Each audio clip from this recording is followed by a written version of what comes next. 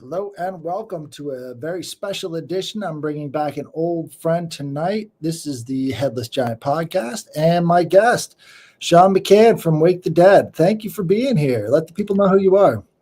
Well, it's always a pleasure to talk to you, brother. And yes, you've been guest on my show. You were under the moniker of Anarchy Ball, and we were highlighting your anarchist perspective. And you also we discussed dueling and how that should be legal. That was such a revelation to me. I've never really thought of it that way. And so those are refreshing podcasts, and people should go back and check out Wake the Dead and your appearances there.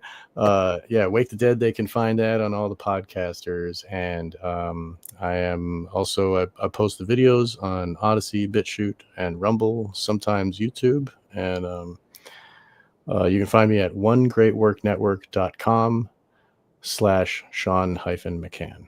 And all my work is posted there. So thank you for inviting me. It's great.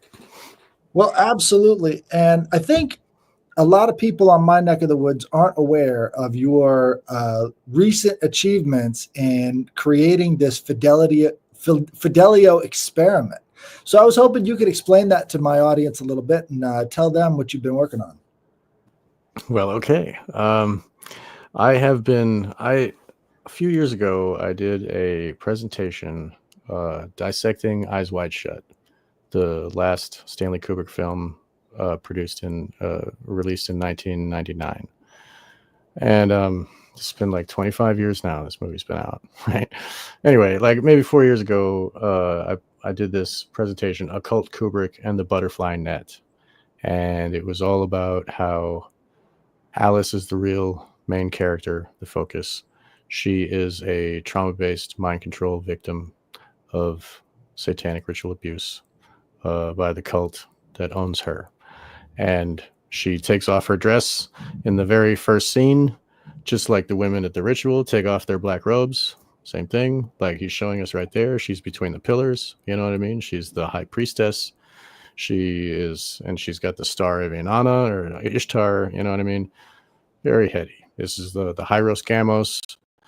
This is how her daughter got impregnated, and this is how her daughter was created through this ritual insemination. And they wear the masks to erase the paternal lineage, and that way they can abuse them with the SRA and not have any care about torturing them and abusing them and using them as whores when they get older.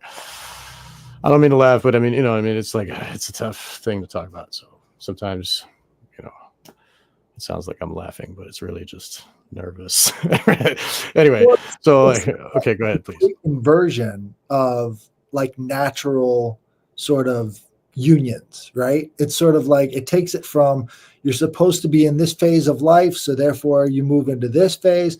But instead, what they're trying to do is subvert and undermine sort of the basic structures of what a normal person's life should be and just destroying it so that they can remake the individual in their image. That's sort of like the goal of all of the ritual and the occult abuse, right?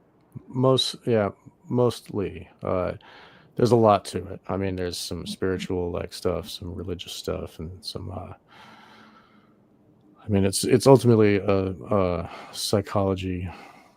It's a psychological phenomenon that the dark occult has been aware of, and they use this to program people to be robots. And that your listeners can learn about it from Fritz Springmeier. Wrote a book, How to Create an Undetectable Total Mind Controlled Slave, or the Illuminati Formula to Create. And it's a lot of words in the title. And he also did Bloodlines of the Illuminati. And we can read Kathy O'Brien's work, Transformation, and we can also read Bryce Taylor, and we can listen to Jay Parker, and we can listen to Carrie Olahe, and we can like there's an endless there's real experience. I mean, the survivors that are giving their real experience to, the truth is there for us to listen, but it's so horrific we don't want to see. That's another part of the trauma. That's part of the psychology. You know what I mean? Trauma is so horrible, it keeps your eyes wide shut. Right. Go ahead. I think that's part of the big drama too, is like all of this stuff is very, very high drama. If they were trying to do this without creating fear and panic and harvesting those emotions, there could be dozens of other. I mean, look at the alien abductions. They always put you under before doing something incredibly traumatic to you. That's not exactly what these SRA people are doing. They want the horror, Right. you know, and that's why it's so horrific, is that's what they want. Yes, that's actually. I did a recent episode on my show with Max Lowen, who is a survivor of Vatican SRA, and I mean, it's basically, I mean, the title of the show was Trauma-Based World Control. Like, the trauma is the trigger that is the mind control. Like that, without the trauma, mind control doesn't work. You know what I'm saying? Like, you don't remember how everything, like, you had a really good day one day and that memory will fade. But if you were held down and part of your penis was removed and, you know, with just forcefully and against your will, you know, you're going to remember that. And it's going to go into your subconscious and your body will remember it. And it's like, it's how we're built, just like how we get adrenaline, you know. Anyway, so that's how Alice was created. And that's how all the other ritual maidens are created. And then we see at the party in the beginning, she drinks the glass, or like the guy, the Hungarian, Zandor Zavos, drinks her glass. All of a sudden, she changes. She's a different person. She loves him. She wants to be with him. She's with him now because that she's reverting to her maiden programming, you know, the same kind of maidens that are like talking to Bill and like, anyway. So like I did this whole thing like 4 years ago, and I was explaining about how all the maidens and all the women are the same as Alice. They're all held under this, like they're all held under this like this control, you know, of the cult. And people like Bill will stumble into it and see everything that's there, and they will choose not to see. Like in the end, Bill is told by Ziegler, he says, life goes on until it doesn't, but you know that, don't you, Bill? And he like grabs him on the shoulders, and Bill's like, oh, that's like a, you know, that's a threat. You know what I'm saying? And Bill can either choose to believe that she just had an overdose and, you know, doors are locked from the inside, cops are happy, right? But who owns the cops? Right. It's fundamentally about this authority, right? That's what we keep seeing over and over again, is this childlike trust and obedience to authority makes us not see what's right in front of our faces. Right. You know, and it's that childlike trust that they have to, you know, at some level, the society is working for the betterment of other people, but that's just not the case. You know, like the top of the pyramid is not in it for anybody else but the top of the pyramid, and that just needs to die. Right. You know, but that's essentially what's at the birth of this whole cult. And what I think you might find interesting is this hieroglyph right here. Oh, Neter. Yeah. It's the flag, right? It's the flag, which represents the Egyptian gods. Right. The unseen forces are making the flag move, and that's like the nature, right? The flag is the god. Everybody's a status. The flag is the god. It's never. I never thought of it that way. Yeah. Just like how they make us pledge allegiance to this thing. Right. It's the flag. They're using the flag as God again. They've never that's really good. Man, yeah. I love talking to another anarchist. This is great. You know what I mean? We're always learning from each other. It's great. Anyway, okay. So yeah, so like I got this thing going, and I had this, you know, I was really into this Eyes Wide Shut, and I was like spending a year putting this together, and then COVID happened, and then it got postponed a year, and then it turned into being just online or whatever. But so I had another year to keep watching this movie, keep like, you know, and there was, you know, and I got pretty used to like, I would like put it on, like people listen to music, you know, I'm like doing something else and like, oh, the movie, you know, put it over there. And I experience visual things like someone experiences auditory things. Like I can look at a picture and just be like, I can sit and stare at it for 10 minutes and just be like, yeah, the way that people will listen to the same notes again and again repeated, like, anyway, it's an experience of anyway. So I happen to watch like this a lot, and sometimes I'll watch it without the sound, or I'll play something else, like, and I'll just have the images going.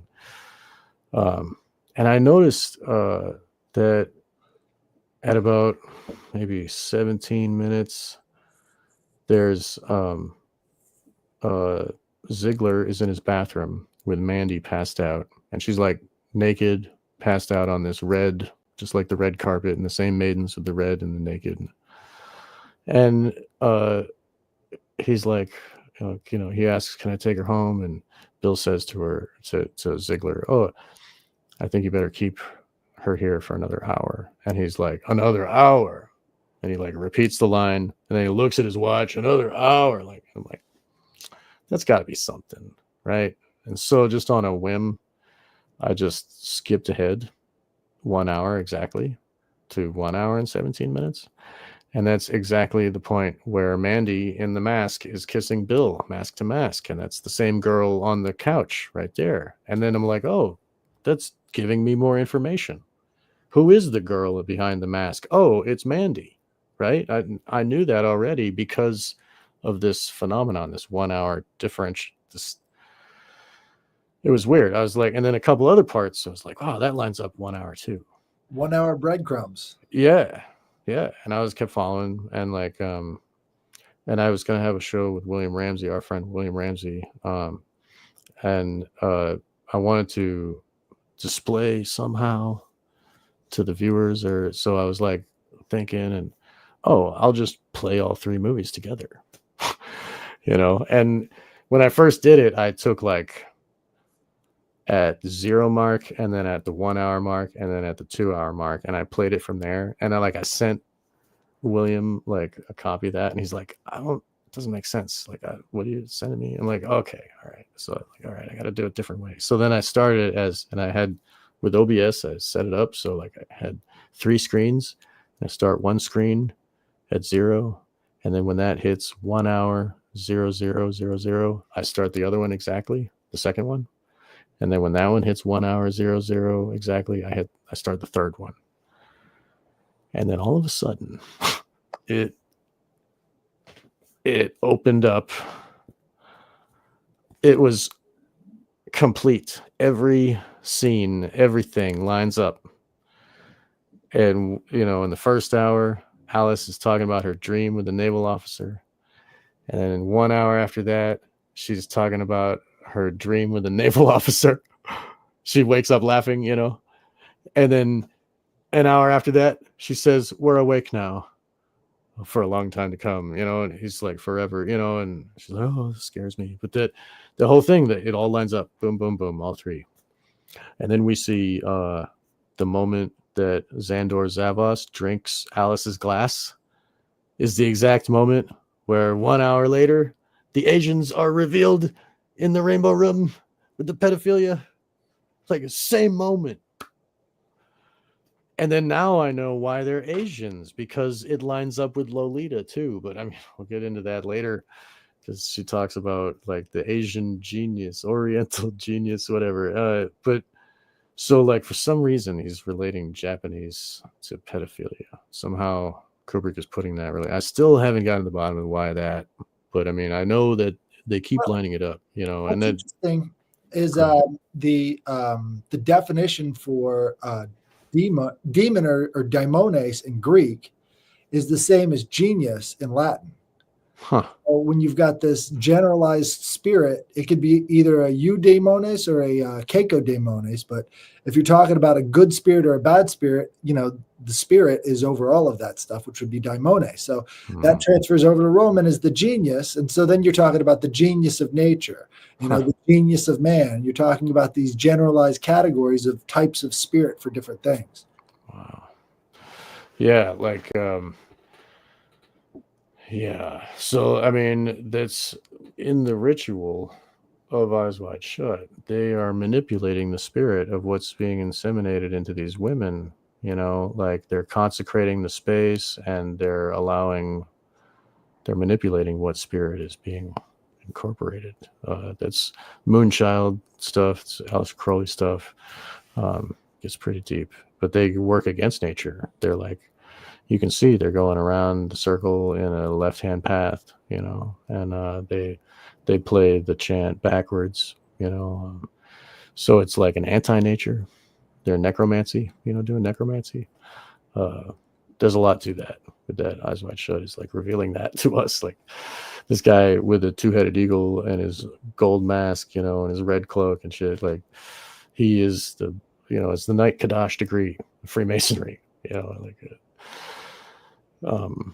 And anyway, and so some of these masks, they look like certain people. Like there's a Bob Hope mask, you know, and there's like some other ones, and so it like Kubrick is like really showing a lot with this, and I really went really deep with that in my expose of the occult Kubrick and the butterfly net.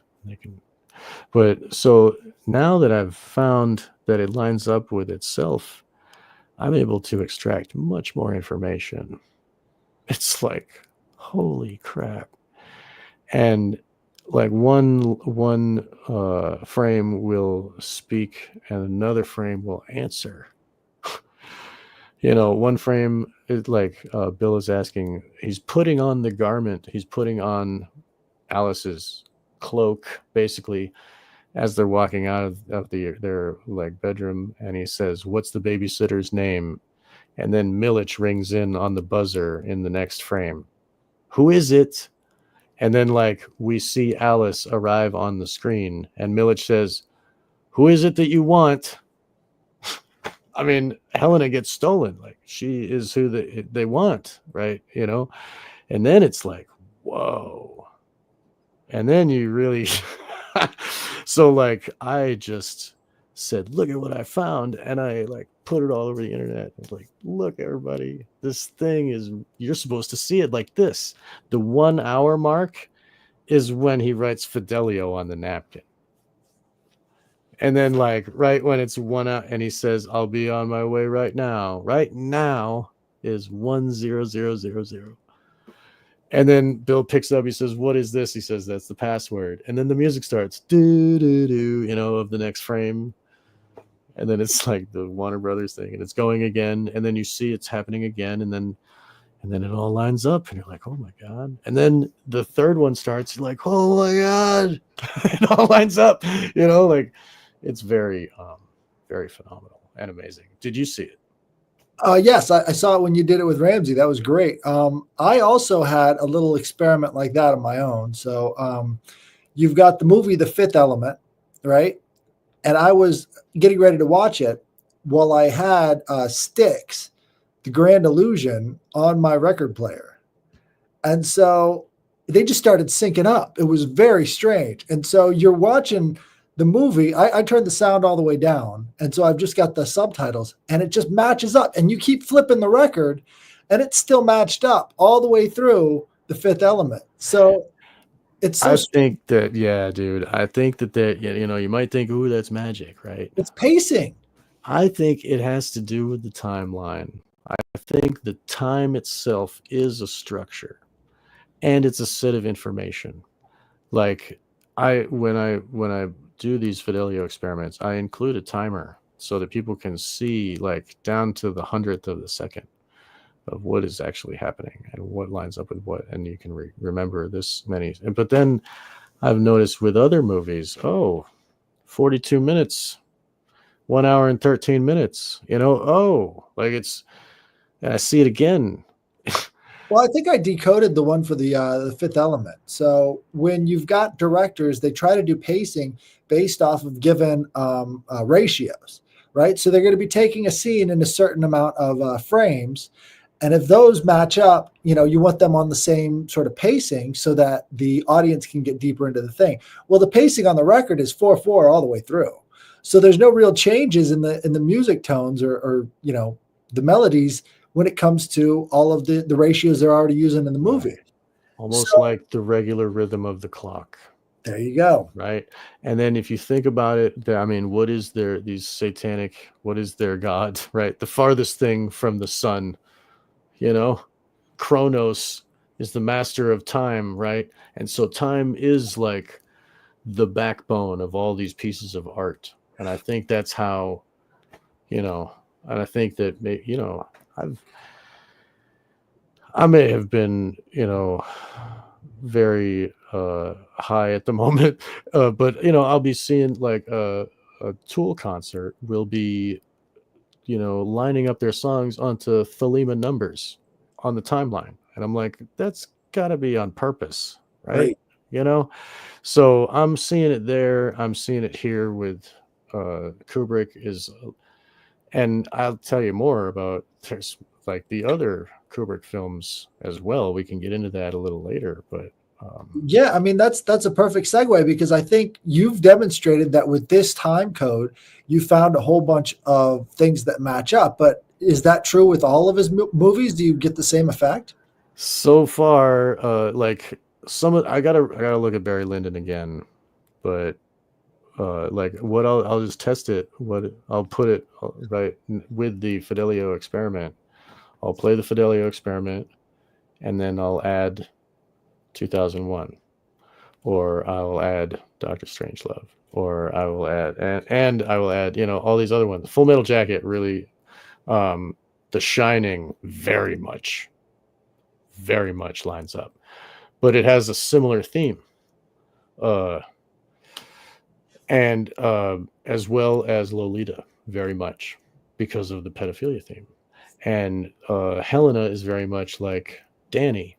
You know, they both have the split personality. They both have, you know, they both been abused, and they both have the same. And then there are similar scenes where, you know, Danny and Wendy are at a table and Wendy's reading, and then you'll see Helena and Alice at the table, and she's reading, you know, and then Bugs Bunny is on the TV screen, and Bugs Bunny is, you know, he says, "What's up, Doc?" And that's what Danny's nickname, you know, and then it goes very deep. And then so A Clockwork Orange very much lines up. Wow, oh my god, it lines up. So like I did, along with each one, like I got to do Barry Lyndon again and really look at it again, because some of the main moments I'll scan over and be like, okay, 1 hour and 13, where is it? Okay, whoa.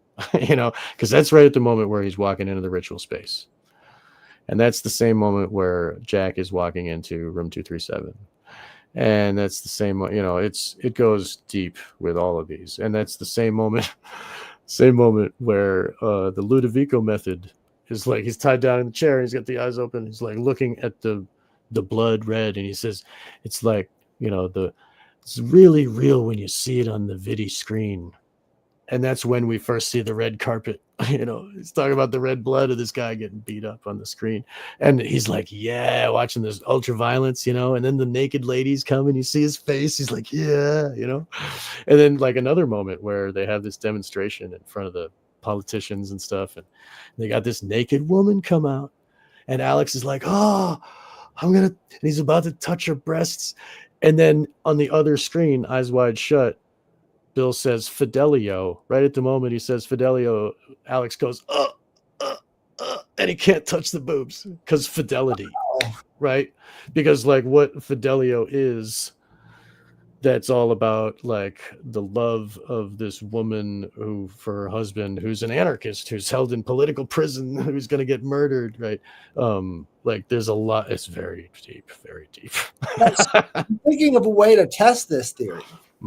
And I think one of the ways that we could do that is by interviewing one of the actors that has worked with Kubrick on one of his films and ask them about whether or not he had like a pocket watch or something that he was always looking at, and a notebook full of codes.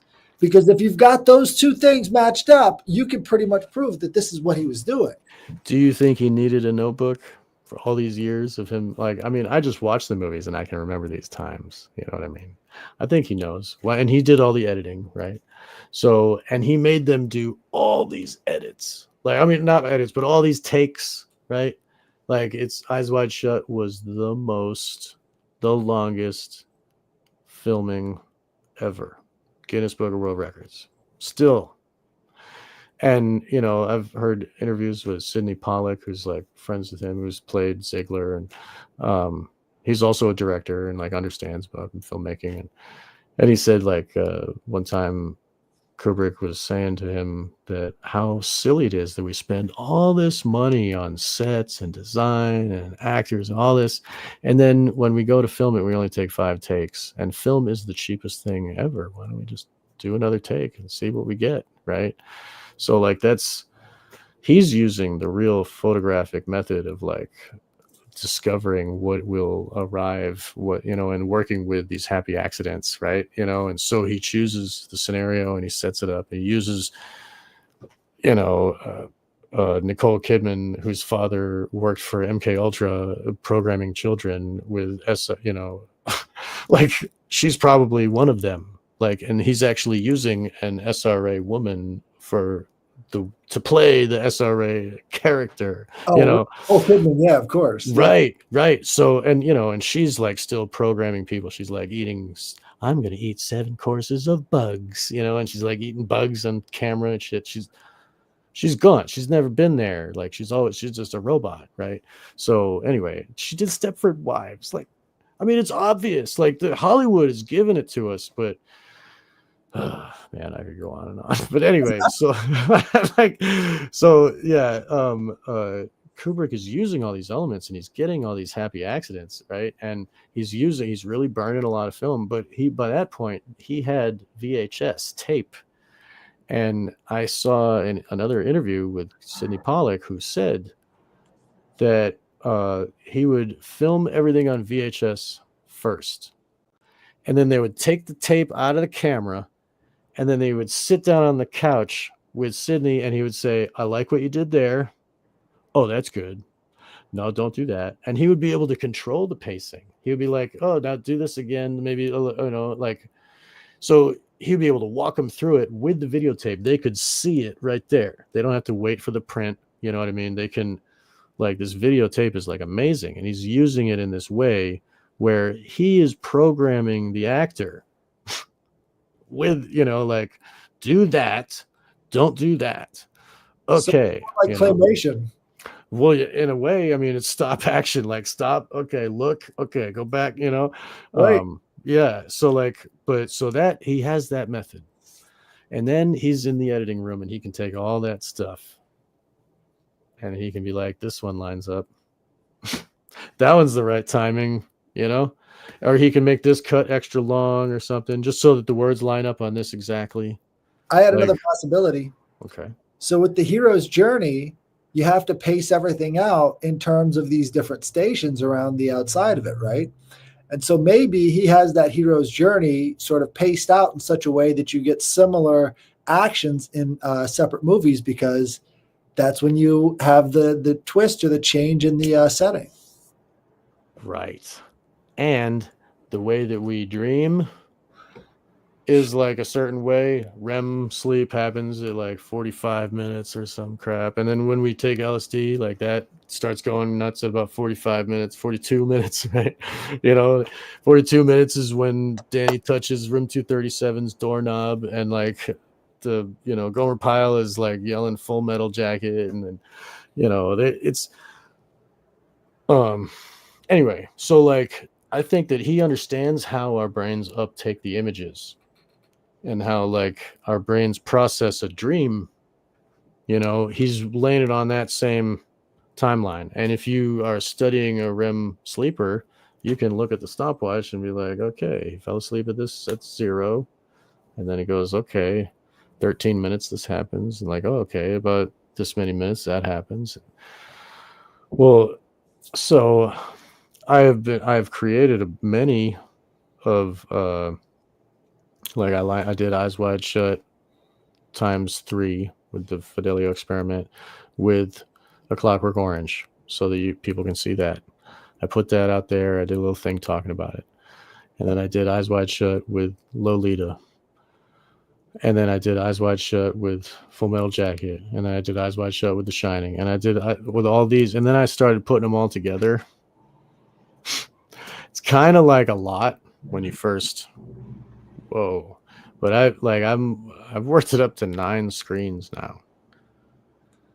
And it's symmetrical and beautifully done. You know what I mean? Eyes wide shut, right in the center.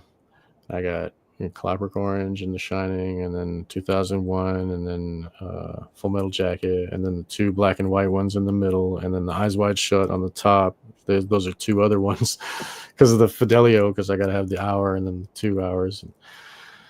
So all of that,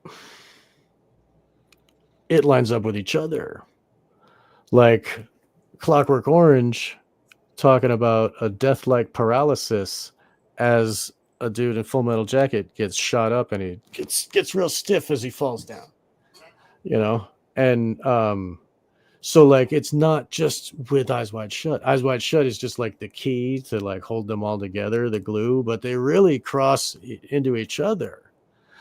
Like the moment that the apes first start eating flesh is 17 minutes. 17, you know, I talked on the co-rejects and stuff about 17 being this evil Masonic, you know, and you find that in the Joker movie. 17 minutes is a big deal, and like other, so 17 is like the Q and all that bullshit.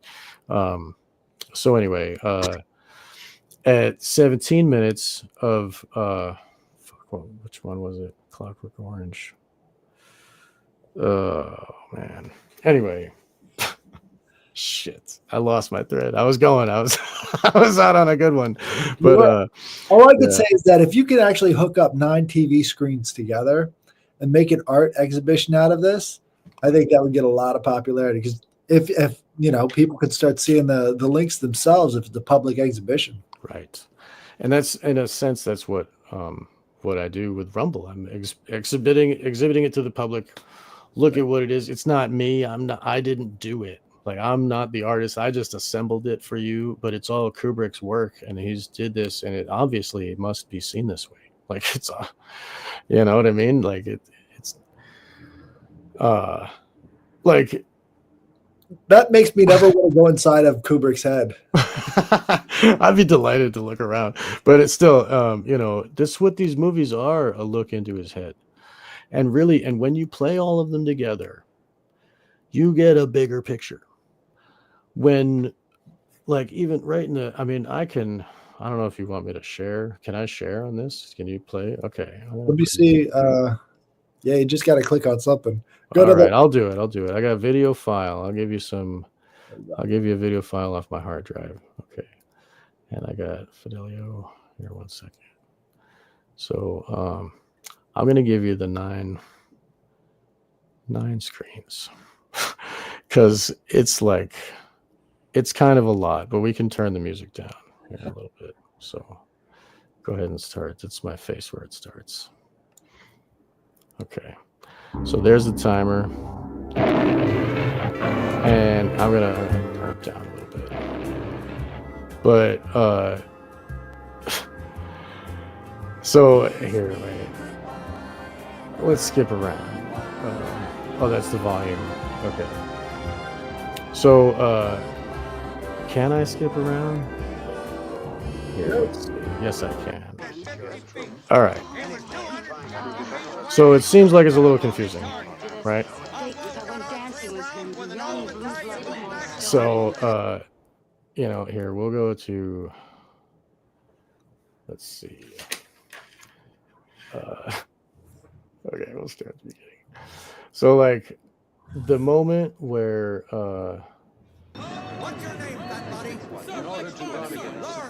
what's your name, right? He's talking to Nick Nightingale, right? And there's like some sexual violence in the corner. We'll skip past that.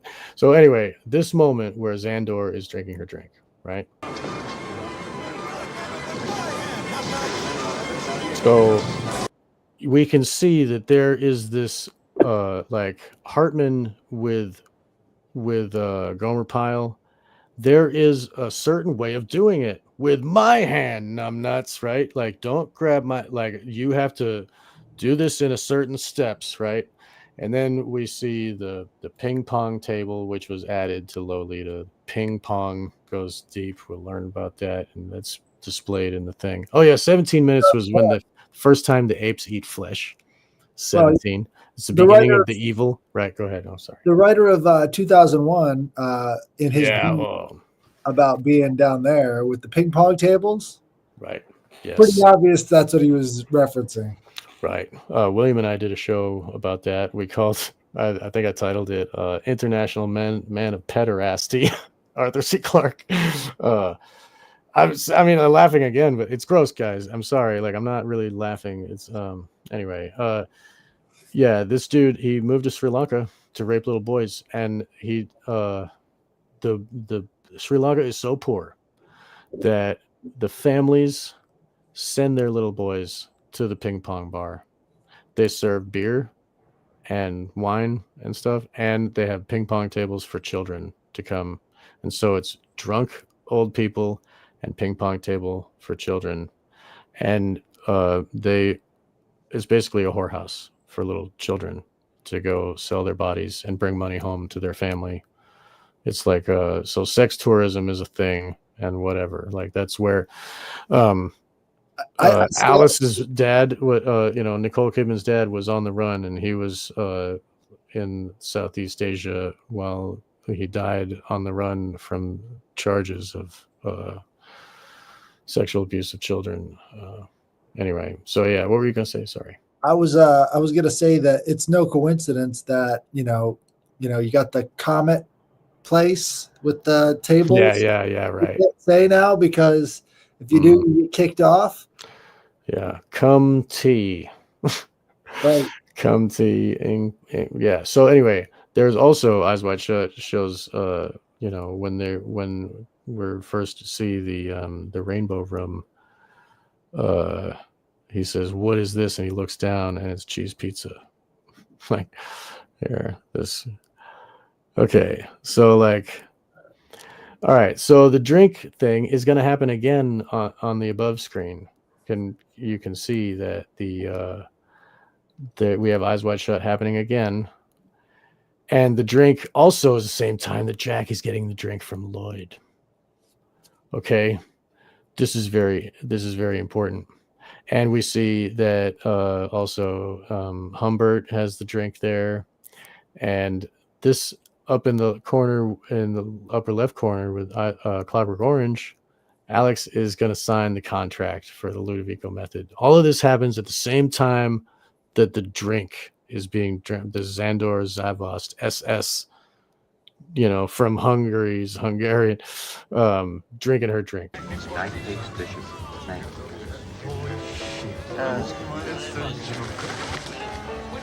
Yeah, it looks like a Thank you for very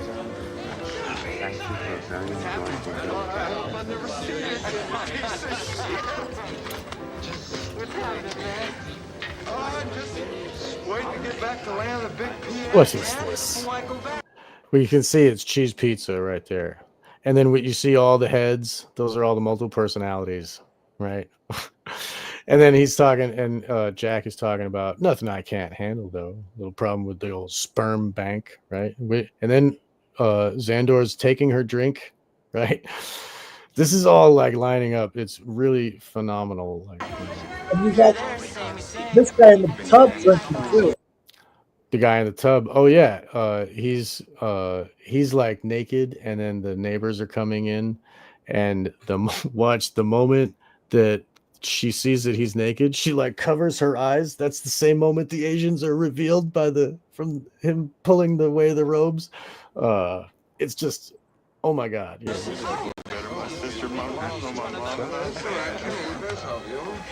Hey, you hogs, listen up. This is my bro Joker from the island. What on earth is going on here? Look at Alex's face. Right. And then look at the guy, the Asian guy naked. And then this is the same moment where Xandor is taking the drink. And then what is Jack is holding up the drink, pointing at Lloyd. And then what the contract that Jack makes is through the drink. Right. Like he says, I give my goddamn soul for just a glass of beer. And this actually lines up too. Like, let me show you. So this is okay when in Lolita, she discovers the guy's notebook.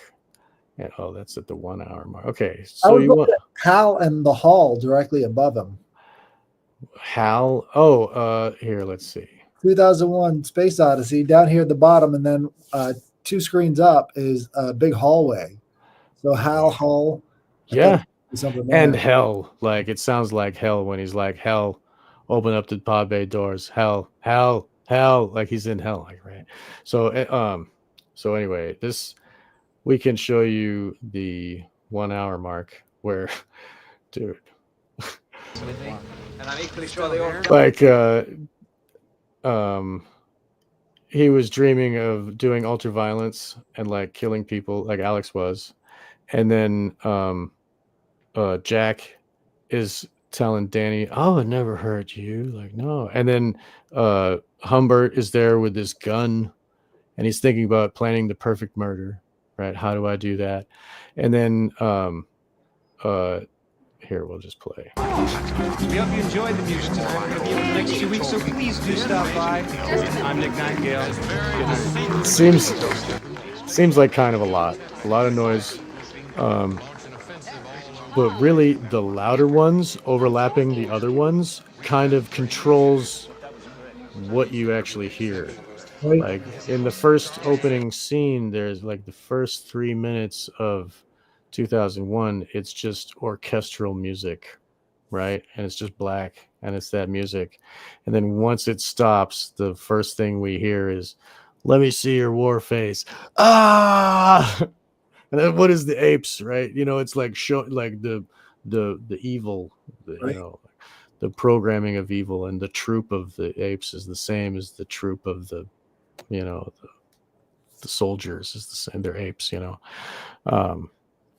The way they conduct their business is the same. The way that,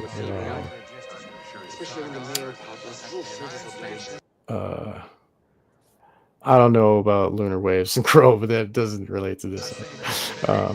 So we hear 57 minutes is when Danny gets the tennis ball on the carpet there in The Shining. And we also, in Full Metal Jacket, he's telling everybody, you know, how to mind control people through the media. Plus, you've got Hal matching up to the little circles up in the opposite corner. Yes. Oh, the visual and the colors, the way that the shapes and color, because he's such a genius photographer, he lines that up too. Yes, very much so. And yeah, we'll just keep going. It's great. So every game has its rules, and then the tennis ball rolls up. Oh, play a game with us, Danny, right? You know what I mean? It gets like, it's pretty whoa. And so 57 minutes, and then he gets up. He says, "Well, you got to go where the work is." That's the same moment where we see not the Apollo 11 on his, you know, the whole Jay Weidner thing of like the rocket lifting off the carpet, you know. Well, you got to go where the work is, you know, like Kubrick is working for the Apollo 11. Yeah. Right. So I don't know if he actually filmed it. I don't believe that he actually filmed the exact footage, but I think that they were doing study together. I think they were working, you know, pooling their efforts and working together for the understanding of how to present this to the people's, you know, because he's such a genius photographer. I think the stuff about the blue screen really kind of seals it in, because that's the exact kind of blue screen work you see being used on the moon. Right, the front screen projection, right? The Kubrick's Odyssey, the Jay Weidner's work there. Like, I just want to say, you know, he's the one that discovered that. And I always credit everybody's work. And, you know, so anyway, so this, he's lifting off the, you know, and then the priest is talking to Alex, and Alex is trying to talk to the priest. He's like, "Oh yeah, I'm reading the Bible now." He's like, "Oh, good job, son." And then he's like, "Well, this other method." He's like actually asking about the Ludovico method, and he's suggesting it at this exact moment is 1 hour. And we'll keep going. So the napkin arrives at the table, and Kubrick actually inserts himself in Eyes Wide Shut with the table. right here. We'll see.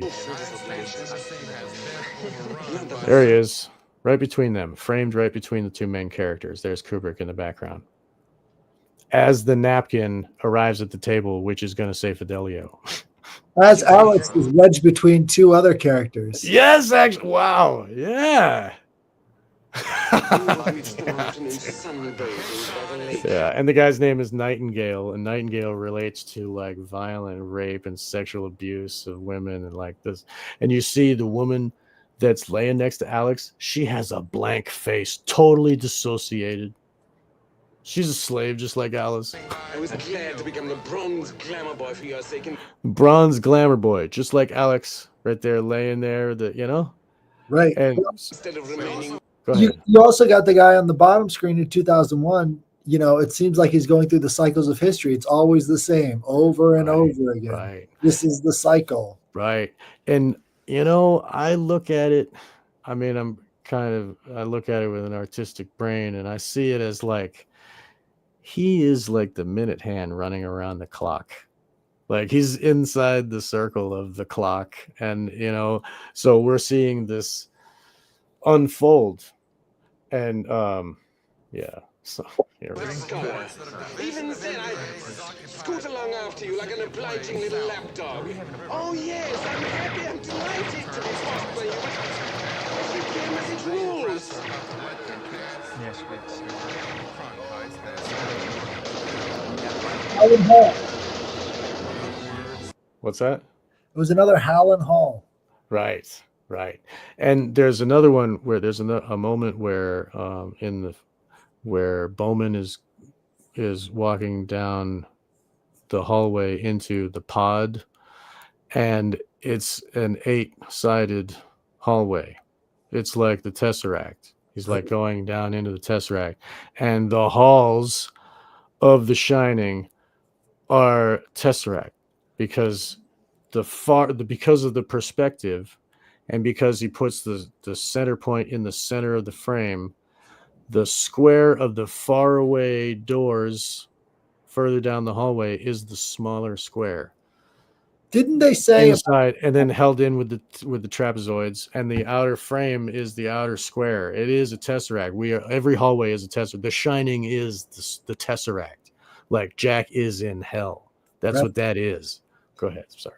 Isn't there like a saying that you have to read the Bible seven different ways before you can understand it? That makes sense. If you could only line it up on a screen like this and just Well, that's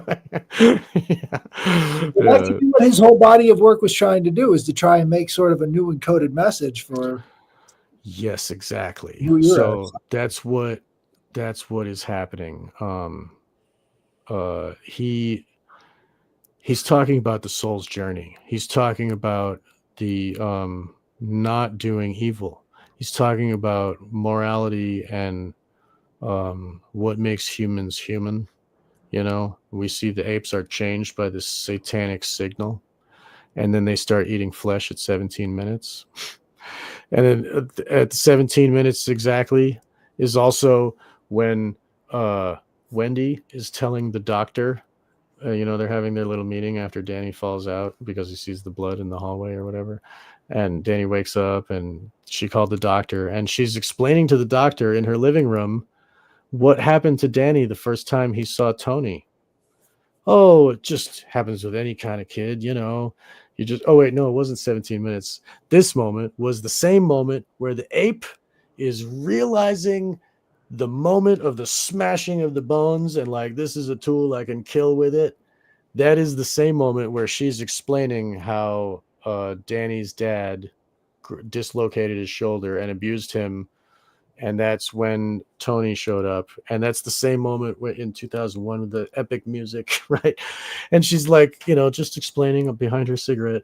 So this epic moment of violence is the same epic moment of violence that changed Danny completely. Now he's split personality. Now he has the same workings. It's not the same as Eyes Wide Shut with Alice.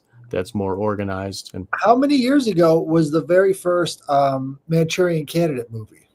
I think that was in the 50s, like 53 or something. And it was covered up. Like Sinatra tried to cover it up and stuff. Yeah.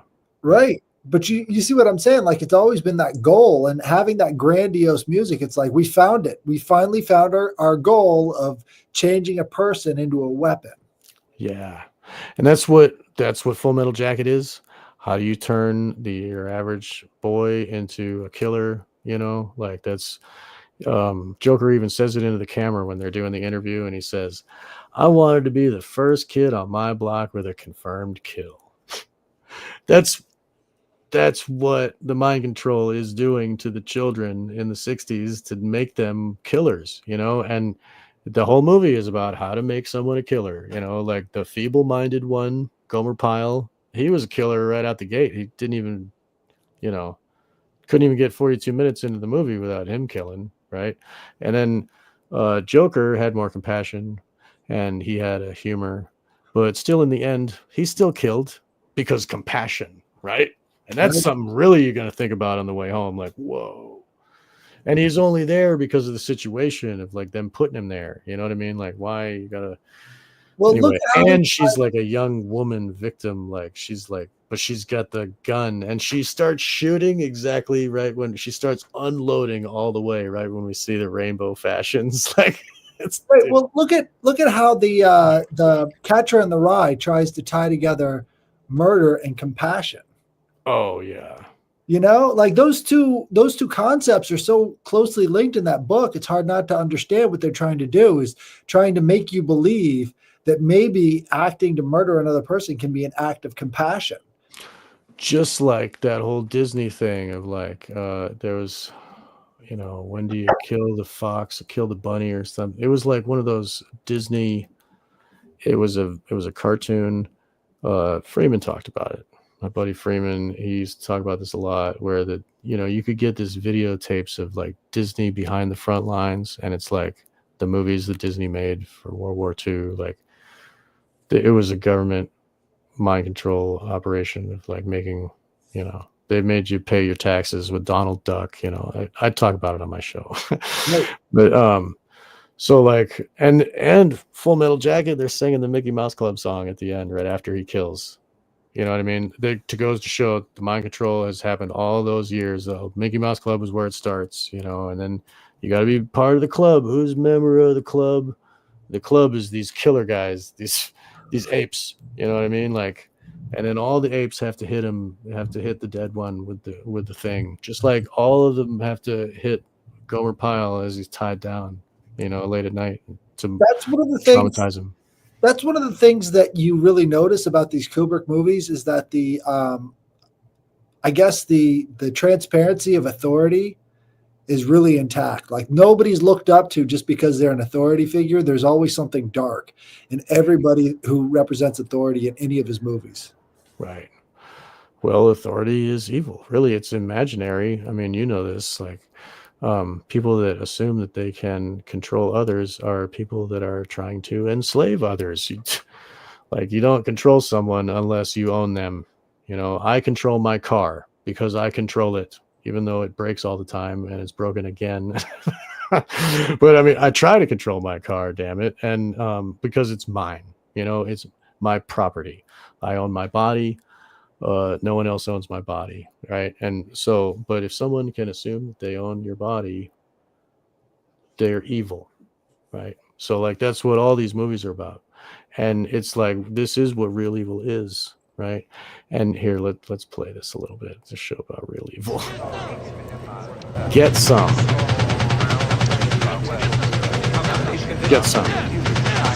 So that dude is the most psychopath. I mean, he's shooting at farmers and water buffalo. If they run, they're Viet Cong. If they hold still, they're well-disciplined Viet Cong. Right. Big old joke, right? Meanwhile, Jack is in the other corner. He's screaming from this nightmare. He's witnessing a nightmare, right? And then this guy in the middle is saying, never seen anything like this before, right? And, you know, we got Rafter Man is like gonna puke, right? And then in Lolita, Humbert is thinking about actually thinking about killing the mother of Lolita. I forget her character's name, and he's like, "Oh, I could just kill, right? Just like this dude who's like easily killing. Blah, blah, blah, blah, blah, blah. Get some. You guys should make a story about me because I'm so damn good, right?" That's what he's like, the epitome, the pinnacle of what they're trying to create with the mind control of the military. What the Whitman speech with like, "Oh, you killed those people from the tower," and like, you can do the same thing, right? And then So much worse when you understand the history of the Emerald Triangle and how the CIA set up all of that drug running specifically for the troops. They were selling to the troops. That's Right. what they were specifically for. it was a culling. I mean, really, you know what I mean? When it gets down to it, it was the dark occult killing off all the youth. Competition. They don't need them. Like, get rid of those. You know what I mean? So make them grow long hair and live out in the woods. We don't want to deal with those guys, and the other ones will send them to war. And like when it was and then you got like Michael Aquino, Mickey Aquino there, like doing the Psy War and shit. Like Right. the whole thing with the speakers on helicopters that was featured in Apocalypse Now, especially the redo. We could see the helicopter with the speakers. That was real. And then they would people play it. Would have backpacks with speakers, singing like ghosts. Like, oh, Operation right. I wish I didn't try to kill the Americans. Woo, now I'm a ghost. Woo. I mean, it goes so deep, and then you read Dave McGowan, like, oh my God, and so like Kubrick knows all this shit. Like, he's friends with Arthur C. Clarke. Anyway. So like, I mean, he did this Full Metal Jacket is a mind control movie. It's not a war movie, right? He did the war movie.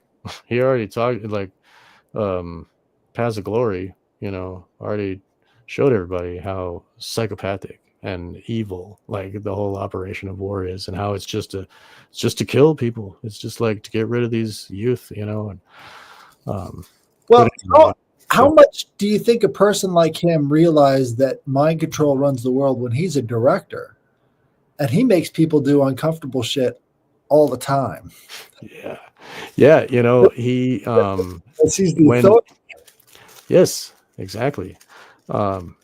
And because of his wonderful artwork, they give him that authority because they love him, and Tom Cruise would be fawning over him, talking about it. But then he doesn't talk about how Kubrick kept Tom away from the set while he had Nicole doing the naked scenes with the naval officer. So now, not only is it adding to the stress of Tom, but also Tom knows that she is a program multiple with triggers.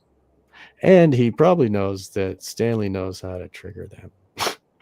Like that's what I think about. Like, other people are like, oh, it's making Tom, anxious and like uncomfortable and whatever. Yes.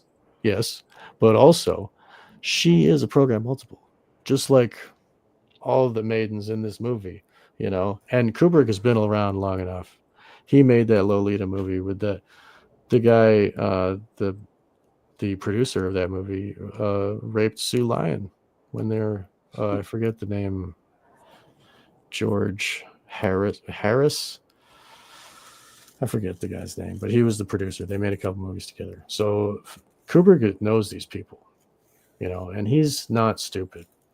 So I think that as an artist, like what artists do is try to express their humanity, right? I mean, like what? Right. Well, what this is making me think of is Dr. Strangelove. Yeah. And, where does Dr. Strangelove fall into this mix? Because I think there's a lot of what you're talking about there as his basic core belief system in that movie. Yeah. Yeah. And well, yeah. Dr. Strangelove lines up too, very much, but you got to kind of watch to see it. And, but the core beliefs, I mean, we do see the humor, I guess, and his atheism, I guess, and his like nihilism in a way. I don't know. I think we see his core beliefs. I think we see that with A Clockwork Orange. I think that we see what he really thinks of society and what he really thinks of the elite class and how they operate their governments. At the end of A Clockwork Orange, Alex gets hired into the government.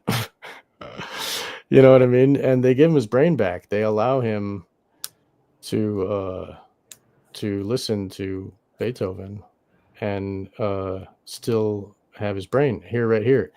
This guy Frederick is hiring Alex. He says, "We've never had a problem with you. There's some who did, and we think we know we think you know who those are." He's telling Alex that he took that writer guy who Alex raped the guy's wife, and then she died from that abuse. This Frederick guy is like, "Yeah, we took care of him. We put him in jail forever. You don't have to worry about him. We're going to give you a good job. You're going to love it." So basically, and then we see the scar on his head. And then we also see Milich has a scar on his head, same way. Well, what's interesting about the society that the Clockwork Orange is like producing is that it's the absolute worst of both right and left, right? Yeah. Absolute authoritarianism of the right, and you've got the complicity and complete helplessness of the left. Right. And it's just and the youth being totally gone, and ultra violence, like whoa. Anarcho tyranny everywhere. The cops couldn't care less. They're more interested. Purple-haired nurses. Right. Look, the social worker scene. Yeah. Social worker is manhandling him and doing all sorts of stuff. It's like, that's the sort of awful kind of mix of both right and left that he really saw. And that's kind of really nihilistic, you know? And really, it's just tearing down society from both sides. Right. Know? Like it's doing the job of the occult. They're trying to tear down our minds and try to tear down the order. They want the chaos, order ab chaos, right? Two-headed eagle of the morals and dogma, right?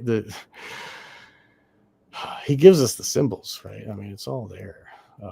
It's kind of an idiocracy, sort of. Because it's real life? How can you not stop any of this crap from happening? Can't you just step up? But they're all completely helpless and never making anything better anywhere. It's just always a race to the bottom. Well, yes, just like the Klepoth. They go down the tree, even further down the tree, like the other tree. You know what I mean? Let's get separated from the creator all the way. Right. Like it's the worst. So I think that he is also, I think Kubrick is showing us about Satanism and the prison of hell and the Tesseract. Like I said, the labyrinth of The Shining is the Tesseract. Like if you look inside of a cube that's a hypercube with mirrors, it goes on forever. It's an endless trap. Just like the labyrinth was the trap for the Minotaur, Astarius or whatever. It is the trap for Jack. His soul is trapped in this place, and he is reliving all these other ways of putting together his this is his own hell, right? Where he murders his wife and kids over and over again. He's always been the caretaker, right? Because time doesn't exist in the Tesseract. Okay, go ahead, please. What's that movie about the organic UFO that's eating people and flying around? I did. That one's great. I know what you're going to say. Like Get Out or something? It wasn't Get Out. That Nope. was the movie. Nope. There you go. The face of that monster was an extruding cube.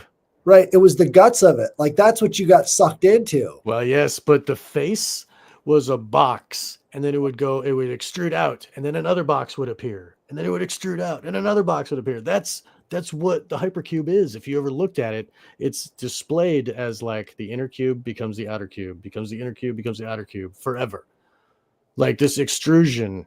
So like that's what he is displaying, that this Jordan Peele understands these symbols of Satanism. And he destroyed this symbol with the air of Jupiter. It was Jupe's claim, right? And this air thing goes up and it swallows it and it expands. What does Jupiter do? The expansion kills. Like, it is so next level, that movie. Nope. It's like the Saturn and Jupiter. Jupiter wins. Nope. F you, Saturn. It's amazing, dude. Like What about the ape in that movie? Oh, right. Yeah, whoa. The I ape don't is that one that's some other stuff. I haven't gotten to the deep of that one yet. But I mean, that happened in real life. The woman on Oprah with, got her face ripped off by her pet. Right. Well, in that case, it was like, this is man's bestial nature. This is the thing before. Yes. And so basically he was consumed with the idea that, he could have been next. Right. And so he was always constantly striving and using his ambition, but that ended up being his downfall. There's a deep connection between those characters and what happens in the rest of the movie, because I think it is about what you're talking about. It's about becoming part of form or being brought into form, and that's like being consumed by this this tesseract idea, which is a deeply spiritual concept. Yes. And the more you learn about that, you'll understand like that is the true Gnostic ideas behind the true Satanism of the philosophy of Satanism, not this like, guy with a pitchfork, like whatever. That like true Satanism is like the involution is the best. Creation sucks ass. Like, death is more powerful, and the blackness is. It's kind of comes back to like their own psychology, right?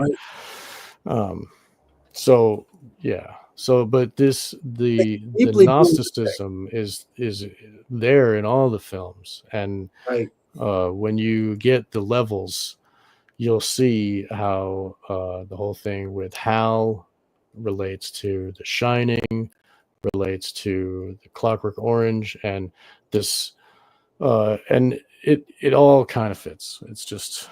Well, that's the thing about Hal. To me, it's like they're flashing an eyeball because they want you to see something.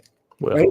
Plus it's the one eye, right? Like and eye of providence is telling you something else is happening around it that sort of relates back to it. And I think, again, what you're saying about the Tesseract, all those hallways are Tesseracts. Yes. So it's saying you keep your eye on this. This is supposed to be telling you something. Right. And it goes back to that hallway in different parts of the screen. So there could be a deeper code in there too. Yeah. Yeah. I think that the soul, like there's, okay, here we go, right? Very beginning. We got, okay, this here. There you go. This is great. Okay. 2001 is such a spherical movie. It's all like, there's so much sphere in it. All right. Yeah. So, and yeah, the MGM and the way that the shape of the space station is the circle with the X in the middle, which is the Typhonic Order, the sign of the beast. Right. So like, okay, what are the apes doing? And what is and then you look at, Eyes Wide Shut has like the Semiramis connections and the whole, even Lolita had talked about Semiramis, and Lolita at the end of the painting is on a cat rug. And then, Alice is there with her stuffed cats when they abduct Helena, and and Domino is on the bed with her stuffed lion, tiger, whatever on her, so and MGM is the lion. Wow. Maybe that's some deep shit right there. I just thought of that. So okay, MGM is the lion. You remember you had that psychologist? The beast. Okay, what? You had the psychologist on your show who was talking about John Euler. No, he was the one who was talking about how inmates who have MPD will actually, manifest this stuff. And he brought a guest on who was seeing Abraxas come through his ceiling. Oh, right. Yeah, that was Jerry Marzinski, and Right. he talked to the schizophrenics, and yes, this dude did see like a snake with a lion face, just like on the Crowley deck, and the whole thing with the demiurge and shit. Like, whoa. That's demiurgic as fuck. Right. And so like the cat beast relates to Inanna. Inanna's always pictured like, even, you know, like on the tarot, she's got the two cats pulling her chariot. And so that feminine plus like the beta sex kitten, like it's a cat, right? But it's a predator cat. Right, it's a better cat than you because we can eat you, right? So anyway, that the cat beast is what the horror Babylon rides. Mystery Babylon. So Mystery Babylon is Semiramis, is Alice. Alice plays that role, and the beast is the elite psychopaths, which ride Alice at the party. Right. So The strength card too. the what? The strength card in the tarot. Yeah, with the yes, right, with the Rider Waite deck, puts her head in there, and then that's the same as the Lust card, when the Toth deck of Crowley, and there is depicted the Horror Babylon on the beast, and it's a cat beast. Right. So Right. it goes deep, everybody. I mean, this is just cracking the surface. I mean, you gotta listen. But okay, so we see this is the very opening, the interview, right?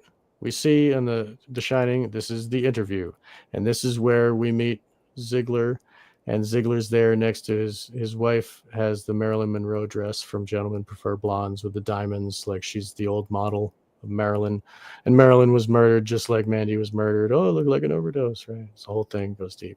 And she was a mind-controlled sex slave, and she was the Marilyn Monroe doll at the toy store at the end of the film, like Eyes Wide Shut. So okay, but anyway, this is the beginning. So the Droogs are walking down the alley, and they see this old guy,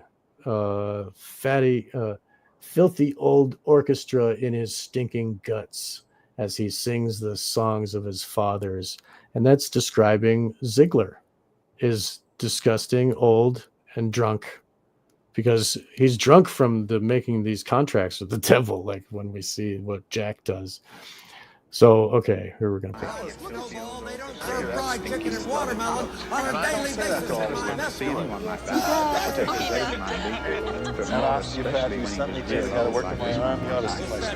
That's terrific.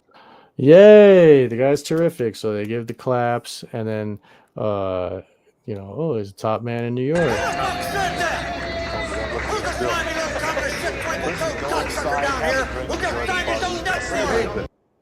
Who said that? Right? Who just said that? And then, can you spare some cutter, me brothers? And then the music, bum, bum. The very moment that Alex like sticks his cane into the belly of the old man is bum bum from 2001.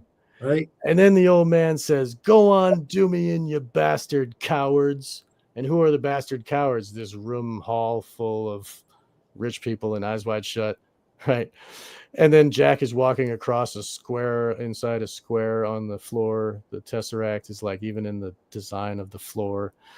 And so listen to what this guy is saying, the old guy on the ground.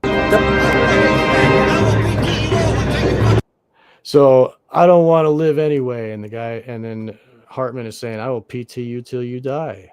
Right? That relates. Right. Isn't the floor in that barracks black and white tiles as well? I think it is. Yeah, I think it is. And there's like, well, I'm not going to get into that.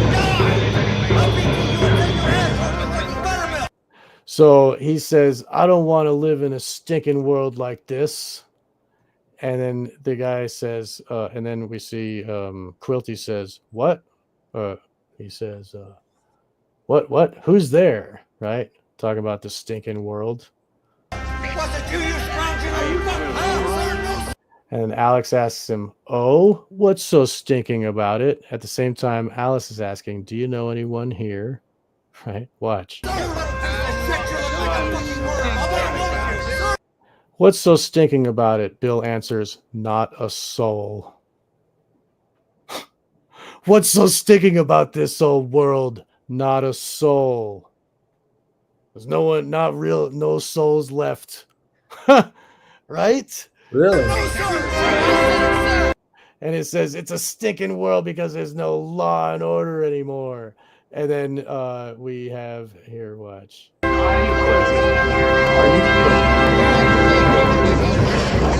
And he says, I'm the guy. And he says, are you Quilty? Right? And we learn later what Quilty is, right? What have we got here? Fucking comedian, private joker. Who's that white boy? Come over to my house. Listen to this. He said, oh, so where Eyes Wide Shut, Bill is saying, this is what you get for making house calls. And then if you look, Hartman is telling Joker, hell, I like you. You can come over to my house and F my sister. That's interesting. Those lined up exactly at the same time. You little scumbag, as Stanley Kubrick shows up. Maybe he's being self-deprecating. But watch this. Hartman yells at him. He says, I will teach you. You will learn by the numbers. That's exactly when the numbers 2001 show up on the screen.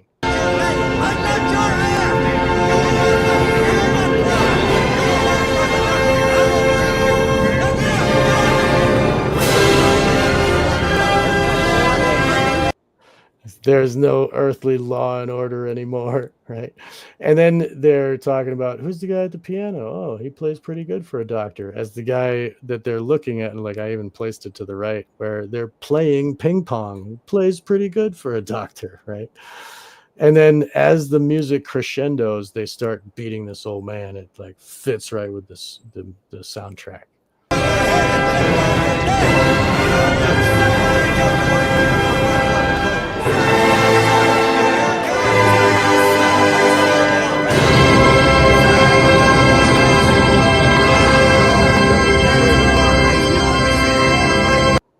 And then the guy, the band leader, like stops. I think you're muted, but yeah, the conductor, or no, I guess he is the guy with the violin. He's going off too. Yeah, and he's like saying, okay, the band's gonna take a break now, and that's right when the music stops, and that's right when we see the guy, Joker's giving his war face.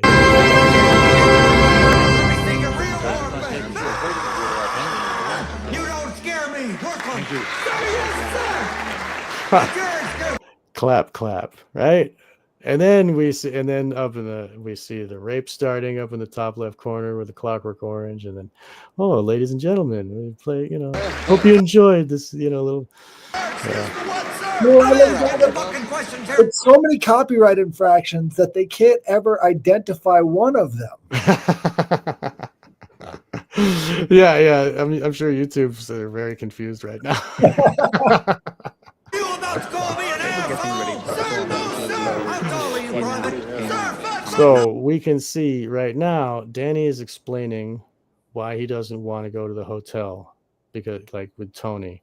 And this is the same moment where she separates from Bill and she's taking a drink. Now she's reverting back to her other programming.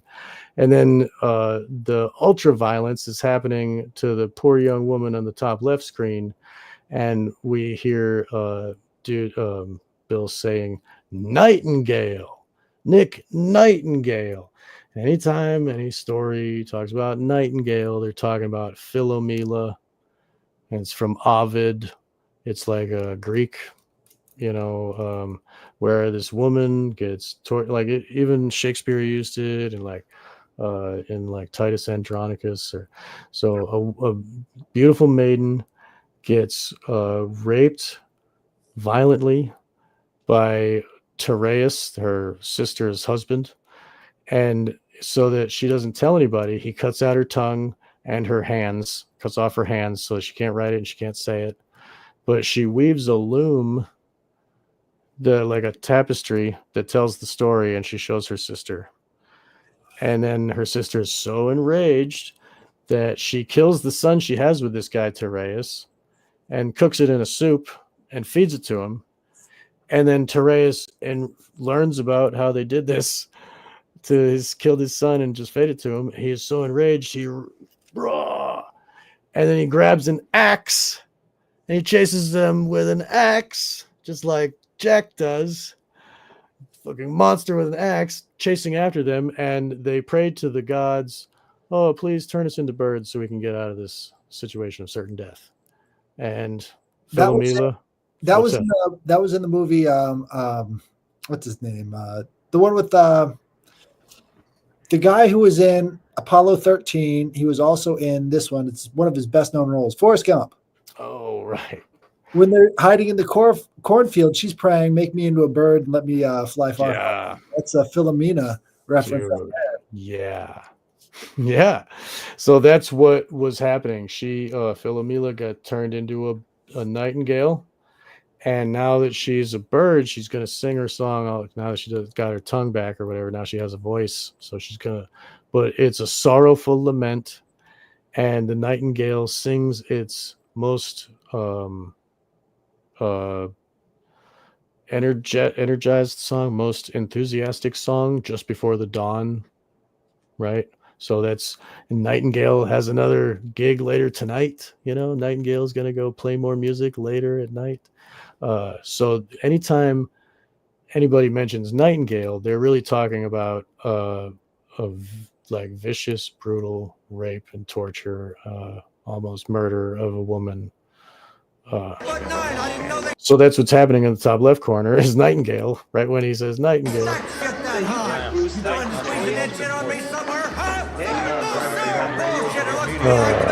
So I'm going to skip past the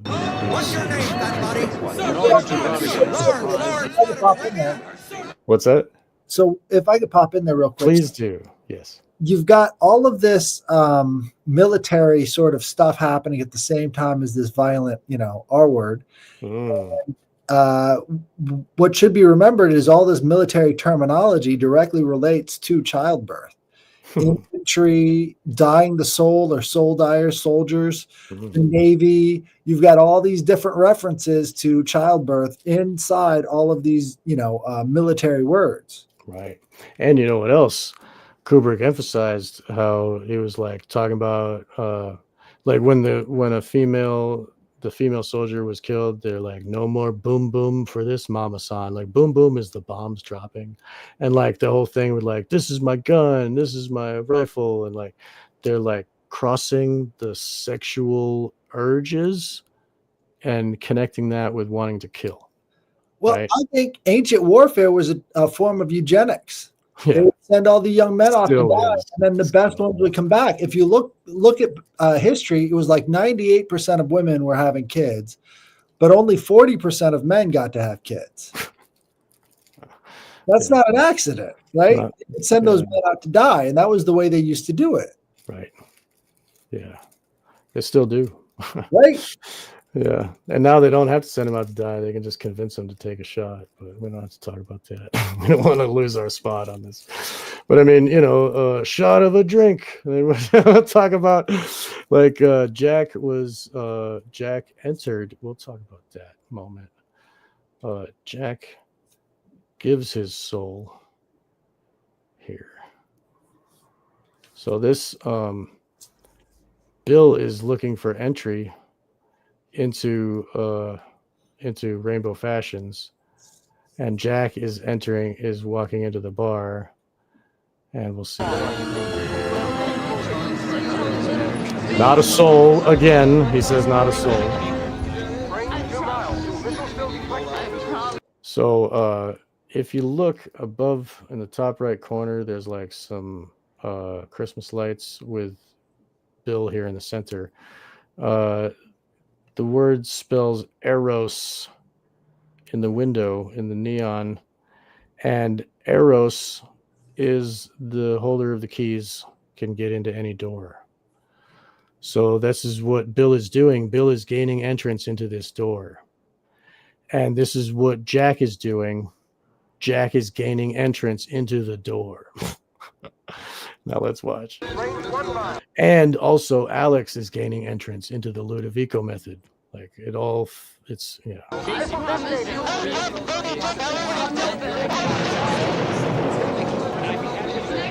So the boom happens on the Doctor Strangelove, and we see Jack says, "God, I'd give anything for a drink," and the face on Milich, he's like, "No, that's not good enough."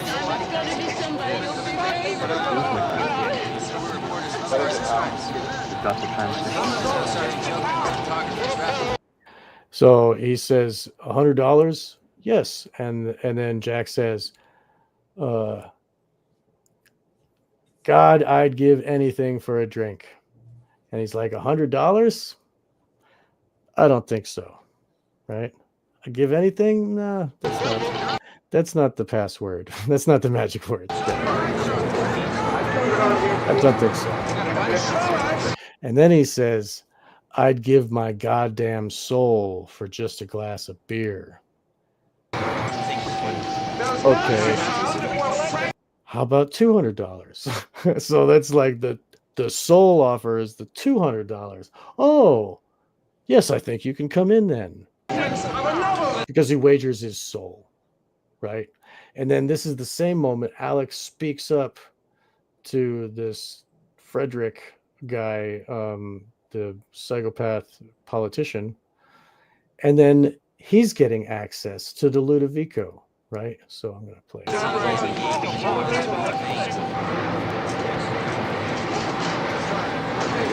He says, okay, and then Jack opens his eyes and sees Lloyd in front of him.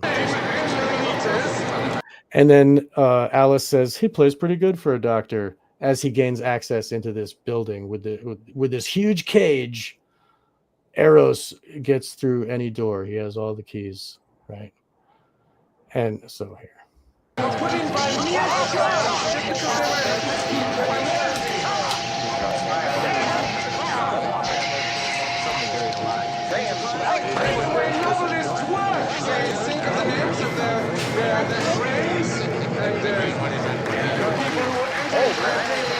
So also in Lolita, Humbert is making Charlotte a drink because she just discovered that he is a despicable pedophile who wants to fuck her daughter. Like she read his diary, and he like runs to get her a drink. Right? And what is happening with Jack? He's getting a drink, right? I mean, it's, oh my god.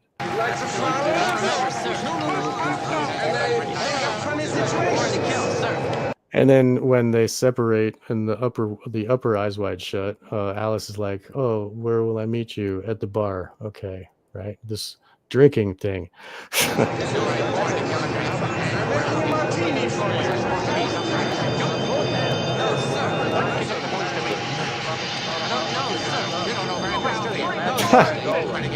You don't know very much, do you? It's just every time I watch it, it's just.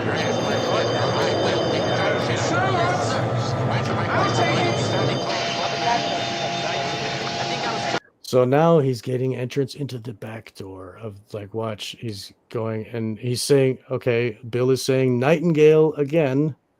But now that this time when he says Nightingale, Milich is opening the back door into where we see the statues that look like alive, huh? You know, like a mask that is alive. Right here we go.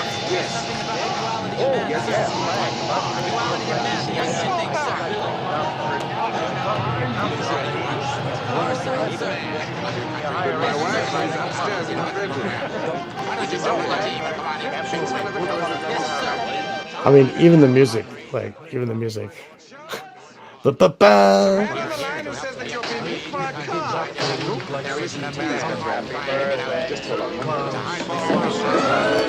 Officers, clowns, pirates, and then above Nick Nightingale says pianist, right?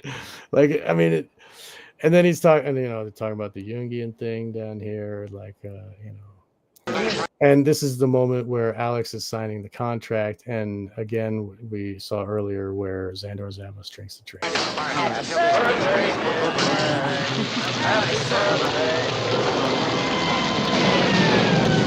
So like right before Jack takes the drink, Full Metal Jacket is playing this The Bird is the Word, and it's like, watch it now, watch it, is like right before he drinks the drink. Watch it now, watch it. There he goes, he drinks it. Like, it's unbelievable how it lines up so perfect.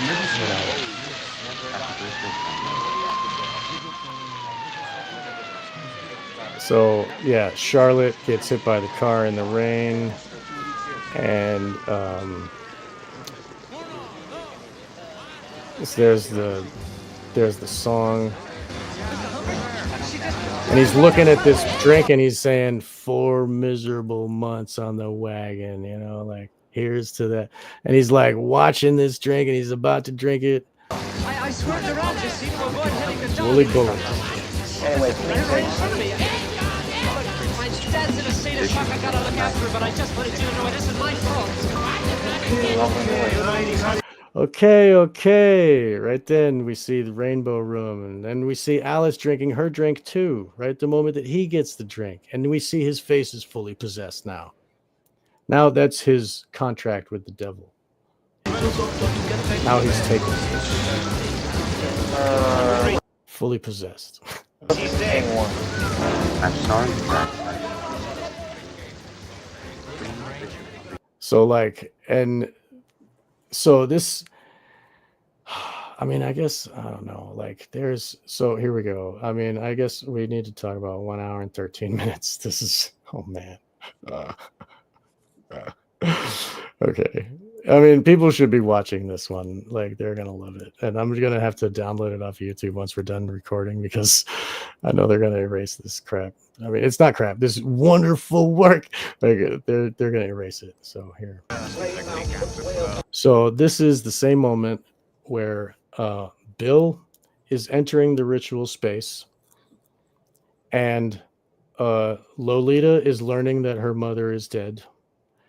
And there's Full Metal Jacket. I think the leader of the troop gets like blown up from a landmine, and then in room 237 there's the bathtub with the naked woman, and Eyes Wide Shut again.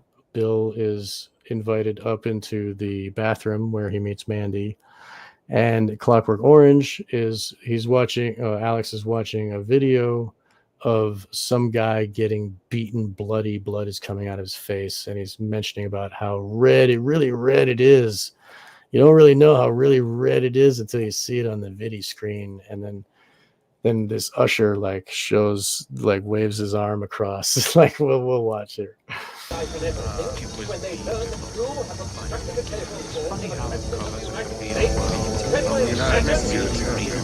it off! Shoot! I haven't missed you. That's what the In bullets fact, are I've for. been remotely unfaithful to you. Now, over the time I was And so they're walking up the winding staircase. This Freemasonic thing, the second degree Freemasonry, right? Bringing him up into this next level. And then the statue that's at the staircase is Psyche with butterfly wings, with Eros and Psyche, that whole thing, which is, more Greek. It's all of this is informing the main story, the real story being told. Do you know that story? Yes. I can tell it for the listeners. So the Psyche was so beautiful that I forget which goddess was. Aphrodite was pissed and basically challenged her, wanted to ruin things for her, and sent Eros to go get her with an arrow, go make her in love, and get her out of my hair. I don't want to have to deal with this. But Eros like slipped and he stabbed himself with the arrow, and then he saw her face as he stabbed, so now he's in love with her because of his own magic. And so she is allowed to live with him, but she's not allowed to look at him. And then they like have this whole thing where like she is his wife, but not really. But in any case, in the end, she like wins the ability to become a goddess. Like she becomes the apotheosis of like has apotheosized or whatever and is given butterfly wings. Right. So that's like the human beauty woman gets taken up by the gods and transformed into another thing. And that's just like what is happening to Alice and Helena. And they are human women who make love with what these rich people consider themselves to be gods. And in so doing, they are elevating themselves into a higher status of, even though they're abused, they think of themselves as better than.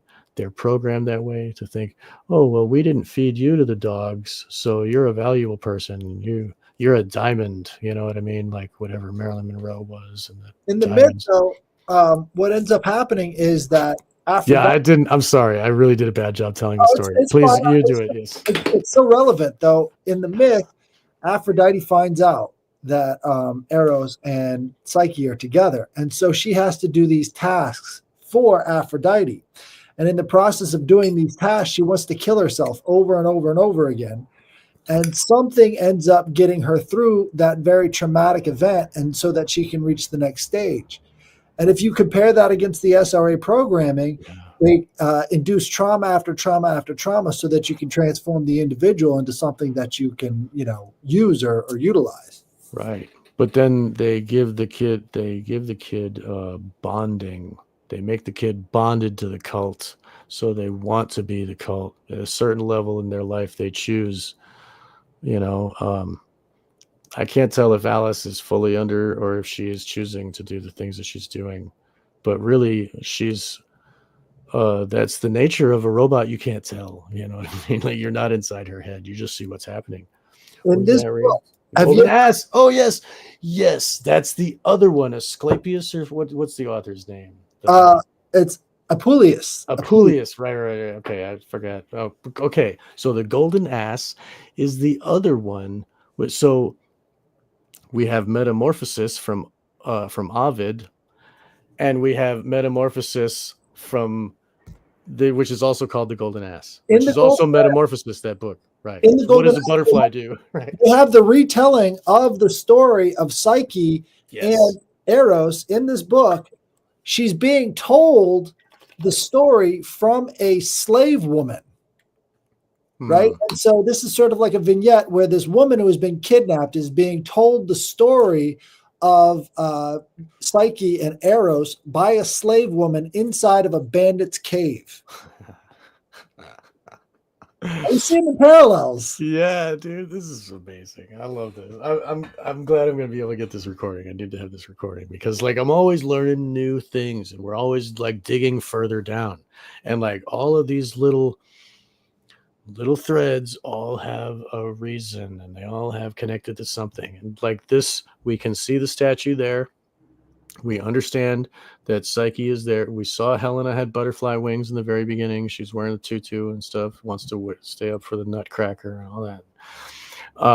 So like we see these things, and then we can incorporate that understanding, like, oh yeah, I know about Psyche. Oh, that's part of, I understand that. That's like Kubrick is using these things that he knows that we already know about, and he's like, that's his toolkit, Rat ancestral memory. Have you ever heard of this? Tell me. So when they take rats and they have a stimulus response test, basically. So it'll be like a tone, and then they'll either shock the rat or they'll give it food, right? And then those rats will become sperm donors, and then the next generation will respond in a high correlation with the stimulus, never having seen the reward or the punishment. So based off of that, you can assume that there's some sort of a memory that's transferred from one generation to the next. They keep repeating the study, but they don't want to talk about it, even though it's one of the most highly repeated studies ever. And of course, the monarch butterfly, it takes 3 generations to get to Mexico from Canada or wherever. So like genetic memory is a thing. And we know that also if a woman like in the Holodomor or whatever was starved and she survived the famine, her daughter will be obese and her granddaughter too. because the daughter had all the eggs inside the grandma when she was pregnant, like, so that it programs all three of those with the epigenetic programming. And so the torture actually triggers these epigenetic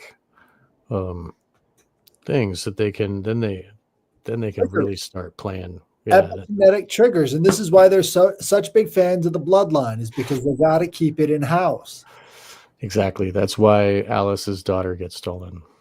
That's why it all makes sense, right? When I heard that on Room 237, that was John Phil Ryan brings it up. It wasn't his idea, but he brought it up in this Room 237 that, hey, look, Helena gets stolen at the end.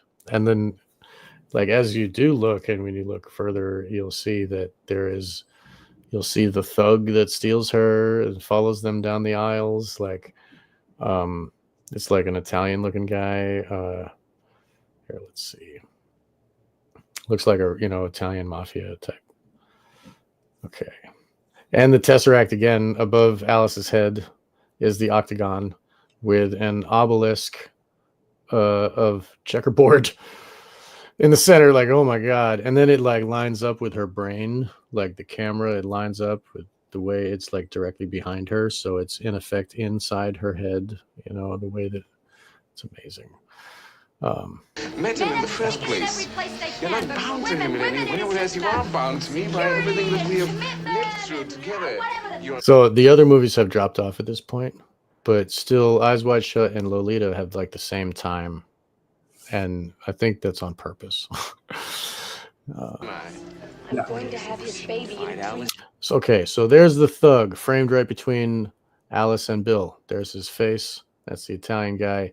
He has followed them. He was walking past the other way, but then he turned around. Now he's following them. And then we see something like that. He doesn't have a kid with him. And he's like looking at a teddy bear, and then he walks past. And then he goes down that aisle. And then they walk a couple steps to the next aisle. And then they push Helena down the next aisle, and then Helena goes around the corner to meet who? That guy with the 5 o'clock shadow. Many things in my life I can't do that to him. I'll tell you what I do know is you got a little. I tell you what I do know. There's the Barbie doll. You got the Nutcracker Barbie, but in the upper right corner is the red dress, the Scarlet Whore. That is Marilyn Monroe as Gentlemen Prefer Blondes Barbie. And if you know about Gentlemen Prefer Blondes and the diamonds and the diamond programming of Fritz Springmeier's books, like, holy crap, it goes deep. And then even the one that Marilyn Monroe is standing on, there's another box with another Barbie below her. It's a golden box, and the Barbie doll is looking out through an inverted pentagram as a window. Oh my dude. Like, you can see that, right? I mean, it's right there. Like, I mean, holy crap. Okay, everybody should know. So you've been trying. I know what I do know, and then Kubrick shows the Barbie doll and the Satanism, and it's all right there in the frame. Boom. That's what Kubrick does know, right? We can hear Bill talking. Fight with me, and now Come you're on, trying make a scene. to make me jealous. Stop crying. You can walk in here at any minute. No, I'm not. So now she is bringing him to this aisle. No, Now we I see haven't. those gentlemen down the end. Now notice the stuffed tiger. Alice stands right in front of these stuffed tigers. That's her place. That's her X mark where she has to stand, just like in a production. And like, they are waiting there in that aisle because that's where the stuffed tigers are, where she's going to stand. Like, this is all, she is Semiramis. She's got the cat beast. She's Never been jealous about me. So then look, okay.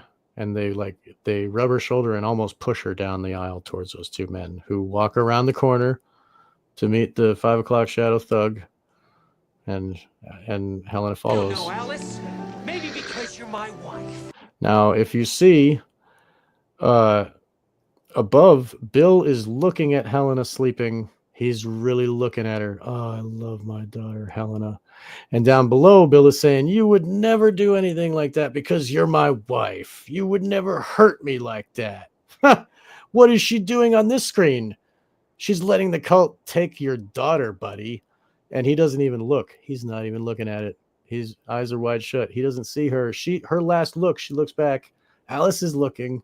Bill is not looking. Maybe because you're the mother of my... That's the last look right there. Bill is looking at Alice.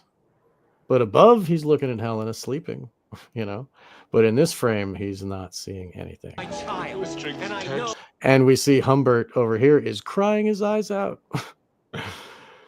As Bill is saying, you would never do that. And up here, Alice is like, look at her face. She knows that's the last time she's going to see her daughter.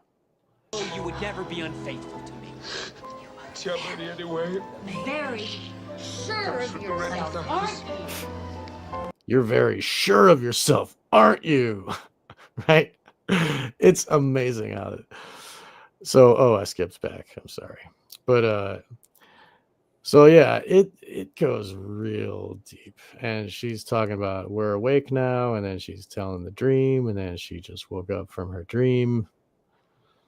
And yes, we're awake now over here with Lolita. We know who Humbert really is, and we know what Quilty is. And it's not like some righteous guy, killing for some love or whatever. It's a pedophile who's jealous that the other pedophile stole his toy. Like, it's so gross. But really, like, the pedophiles stole Helena, like just like Lolita was stolen from Humbert.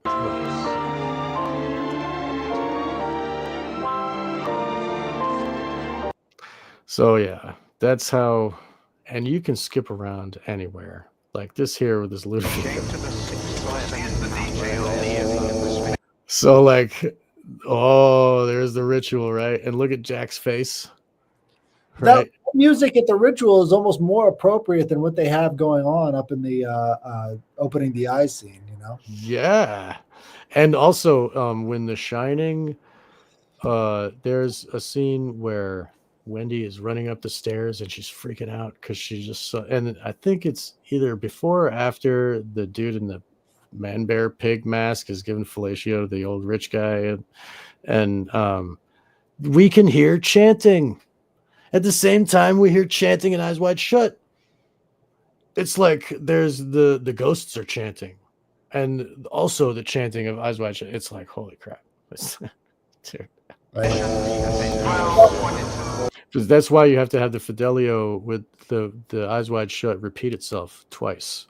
Because then those moments can pick up, like we can get it 1 hour and 13. We have the Ludovico, and we have the Room 237, and we also have Bowman here doing his, and also like Quilty's talking about like weird sex talk with this guy who's like behind the counter of the hotel. And there's a lot going on. But then in another hour, we'll see the ritual again on the top one. And then the chanting will happen again. And then when Wendy is running up the stairs an hour later, it will line up. You know what I'm saying? So it gets the Eyes Wide Shut gives 3 chances to line up.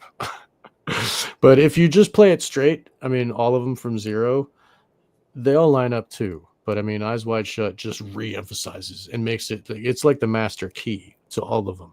Well, that's the one he spent the most time on. It would make sense that he would put the most correlation to the most symbolism that matches up between that one and the rest of them. Right. And he was going to do this one. He was going to do Eyes Wide Shut after Lolita, and he put it off. And he was going to do it after this one. He put it off. And after that one. And finally, that was the last one. And he even got rid of AI. Pretty much the whole story is an Eyes Wide Shut anyway. It's kind of like beating a dead horse when you're talking about AI. It's like, who wants a child that's a total slave that won't grow up? Well, and all of his friends are sex robots. Like, come on. It's important to know who actually took that one up, though. Yeah.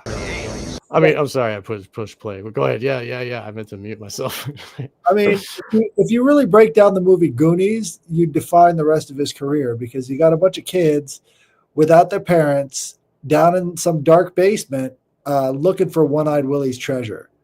Yeah, the sweet stuff or whatever it's called. Yeah. So when you just apply that to the rest of the movies and how many other kids got messed up because of that guy, I mean, right.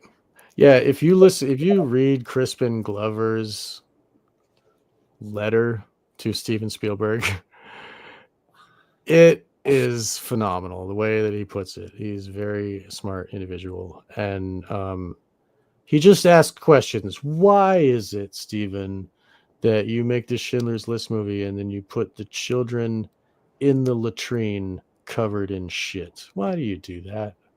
You know, like, what is the what's the use of that for our brains? You know, and there he goes on and on. Crispin Glover's really good artist and very smart. But he really puts an encapsulation on that. And I think that Kubrick knows what Steven is and does.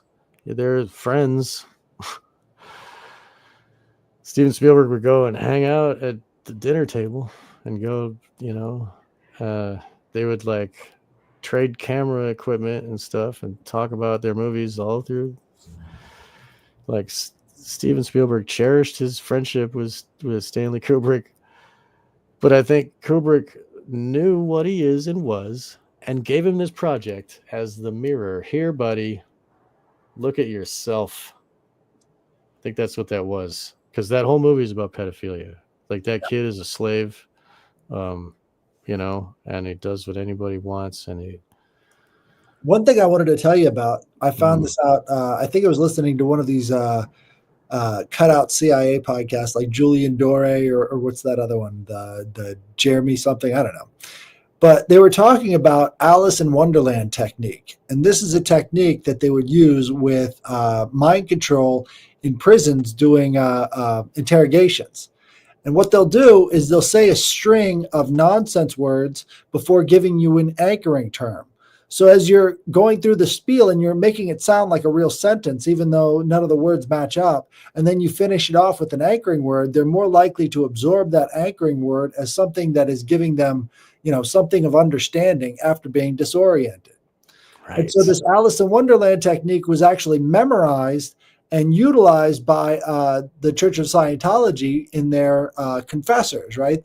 What are those people called? The E-meters guys. The E-meters guys would actually memorize and utilize the Alice in Wonderland technique to get their subjects to open up more. And that was a project that, that fiction writer carried out with his reader people.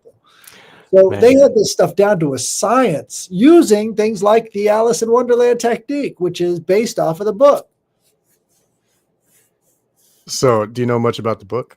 I know a little bit about the author, too. He's a sick fuck. Charles Dodgson, yes, who I guess is Marilyn Manson's favorite, which makes sense with his pedophilia tattoos and shit. Charles Dodgson was a child pornographer.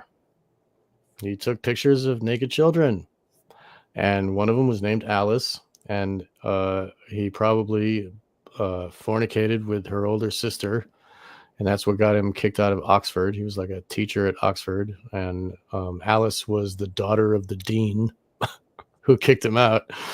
And all of a sudden, he was excommunicated, and everybody hated him for all of a sudden, and wondered why, right? And then, like, you look at after he died, the executor of his will finally burned all of the naked pictures, but he kept them to do what he will, So that's Charles Dodgson, and he would write the book to have anchoring terms. Probably why they named it Alice in Wonderland, because the book had like regular type, and then it would have bold type for the thing that you're supposed to like sing song to the kid while you're reading it, because it's meant to be read aloud to children as they're on your lap. You know what I'm saying? So those are the programming terms. AI is based off Pinocchio, and you've got that whole island of children in the Pinocchio world that's a lot like the rest of this stuff. It's all Disney properties, so you can expect that kind of program. Yes. And I heard an interview from the guy who wrote AI, the short story that AI was based on, and he worked with Stanley to make the screenplay. And then Stanley got the idea of Wizard of Oz, or the blue fairy thing, Pinocchio. And Stanley was just taken, and he hated this idea. He was like, "No, Pinocchio, no." But that Stanley wanted it, and it all makes sense, right? But I mean, what Stanley was doing, like the mother was going to be an alcoholic, and the whole thing at the end where he gets that one day with her, like he makes her a drink, like, it's really, whoa. It's like, so there, Kubrick really couldn't put a happy face on it. You know what I mean? Because the alcoholism of the mother allows the pedophilia from the father. You know what I mean? And like, it's like, just look at Alex's eyes as I'm saying it. You know what I mean? It is the sickest shit. Okay. So, I'm going to reel myself back in again. But yeah, Stanley got this idea and he incorporated it. He knew this would fit into his larger vision. So this other writer was like, no, we're doing this robots thing. What? No, Pinocchio. But it totally fits, right? Right. Well, it was a huge flop, so it's Right. like they didn't really want it out there all that badly. And the changes I'm sure they made. I wonder how the Fidelio. I can talk about that if you like, but go ahead. Well, I wonder how the Fidelio experiment would be different if they left the last few frames that I think they left out of Eyes Wide Shut in. Well, so this is a rumor. 20 some odd minutes. I do not believe it's possible. The truth is, they removed a couple minutes of the sex to make it like fit with the ratings, rating R instead of NC-17 that was popular at the time. It's really not a sexy movie. I mean, there's naked women, but it's like, anyway, yeah. So, but they had to like cut a little bit of the sex stuff, but then they added the scene of Alice between the pillars right at the beginning. Jan Harlan added that. That was after Kubrick's death. But that perfectly sums up the whole thing. Like, I think Jan knew what Kubrick was doing too. I think Jan's a good friend and forever. He's Lord Bullington of, since the 70s he's been friends with. So like, anyway, and Jan Harlan is the brother of his wife, like Kubrick's wife, Christiane Kubrick. Her brother is Jan Harlan. And Jan Harlan happens to be, and Jan and Christiane happen to be niece and nephew of Veit Harlan, who created Yud Sus, which is the most anti-Semitic movie of all time, who worked for the Nazis. Like, we got into this with Psyop Cinema with Brett Carollo. Like, it was whoa. Like, and Kubrick's like, you look at the end of Paths of Glory, that's Christiane Kubrick singing the song, and she's singing the song of the women that those men have left behind, and they're crying, and it's like the beauty of Christiane is like breaks through like the mind control of them, and then all of a sudden they're homesick and they want their mothers and their wives, and she is a German singing the German song, and they're like French guys fighting the Germans, but they still like they cry. You know what I mean? It's because we're all humans, right? So anyway, I think the fact that Kubrick was married into Veit Harlan, who was the biggest director of Germany, had all the money in the world. Like, if you look at those movies, the guy that would. And with the two girls and the masked ball and the whole, like, that relates too.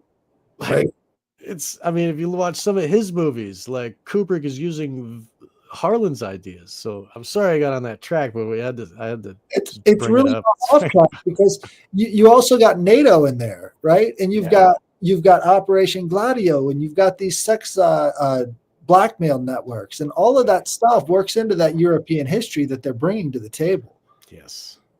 And you got later this Dr. Strangelove, you know, you got the guy doing the Sieg Heil, and he's talking about, oh, we could have bunkers underground, and we could rape all these, we could have 7 women to every male, and we could impregnate the underground bases, and like Weird sex and death fantasies. It's common in the military. I mean, that's what the expectation is when you're coming home from the military. Is that's like the breeding pass, you know, and it's been that way in Western society for centuries, you know, millennia. Right. So there's something to that I don't think a lot of researchers are looking at. Is like all of the words around this stuff is directly tied into procreation. Right. And you think they'd be tied into death, but that's not exactly the message they're trying to send. Right. And the planes in the beginning of the Doctor Strangelove is like they're having intercourse in the air, like the gas exchange between the bigger plane and the littler plane. There you go. And then delivering bombs right on schedule. Yeah.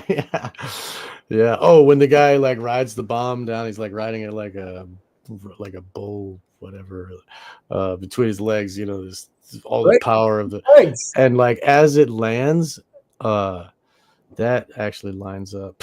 And it goes to intermission here. Wait, let me see.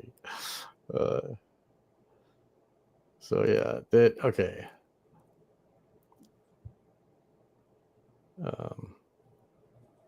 Okay.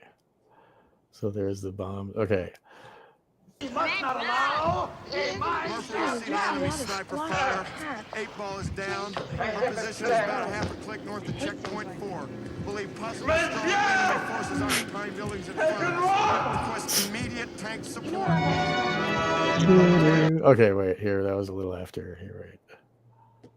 Okay, yeah, that was right after they were talking about impregnating all the women down in the underground bunker. Okay, this is it here. Hey, what about making it off? So this moment is the same moment that Bill removes his mask. The moment Bill removes his mask, Hal is reading the lips of the guy, of Bowman and the other one. So like if they had masks on, how would we be able to see the lips? Anyway, so and he's got the checkerboard on the bomb. You see the black and white checkerboards.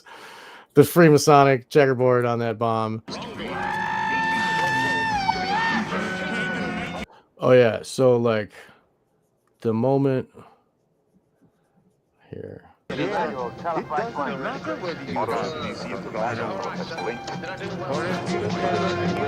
And so like the red of the bathroom in The Shining is the same. It's the red carpet. Like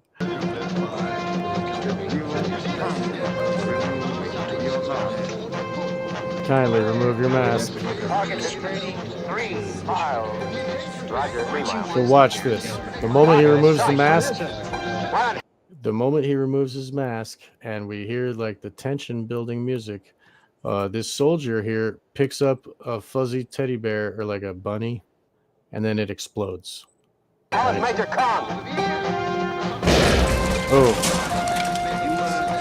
So that's when Cowboy got promoted, right? That now Cowboy is the master of the troop or whatever. We got the cowboy up inside the plane as well.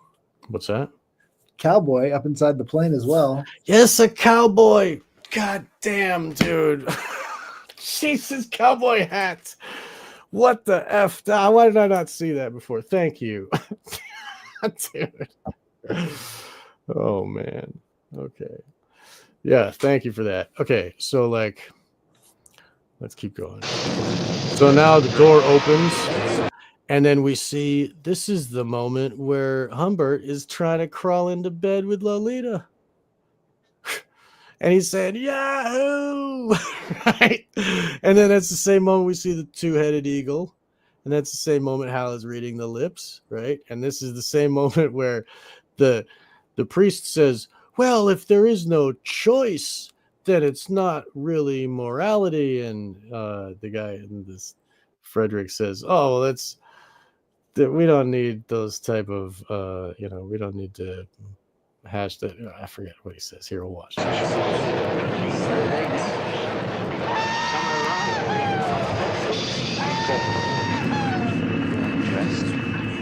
get undressed, and then it's Dear John, right? And then he says, those gruesome acts of Hey, what about making songs? he says that he's talking about if the guy can't make a moral decision, if there is no real choice, then it's mind control and he's just an automaton, and then that's not the way of God, right? And then the warden guy is like, yeah, we don't care about that. We want results. Like, so this is, everybody clap, right? Right.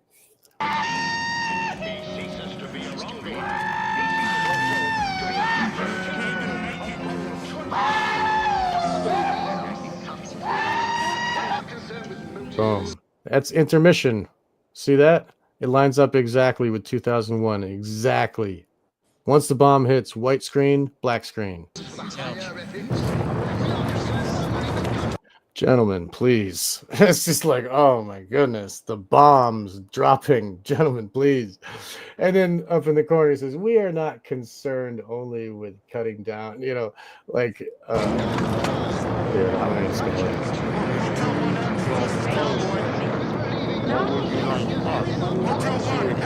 This is Cowboys. Stop. And then we see Mr. President, like the moment the bomb drops, she says stop. And then Dr. Strangelove is like, okay, here's the real plan. And that's the same time we got intermission. And this is the moment when Alex becomes free. I mean, it's like... I would not really This is Cowboy. Craziest hit. Booby trap. Let him go. And that's when they let Alex go. Then the next scene, Alex has got his duffel and he's going home. Very interesting, isn't it? And then the Fidelio, the whole thing with Fidelio, that the opera by Beethoven, it's about Leonore, the wife of Florestan, the anarchist who's held in a prison. She dresses up in a mask as a boy or as a man and gets a job in this prison to get him out. And she does this act of heroism in a mask to save who she cares about, her love. And it kind of relates to this, the Mandy doing this whole let him go, I will redeem him, that too lines up. Before the angels of God.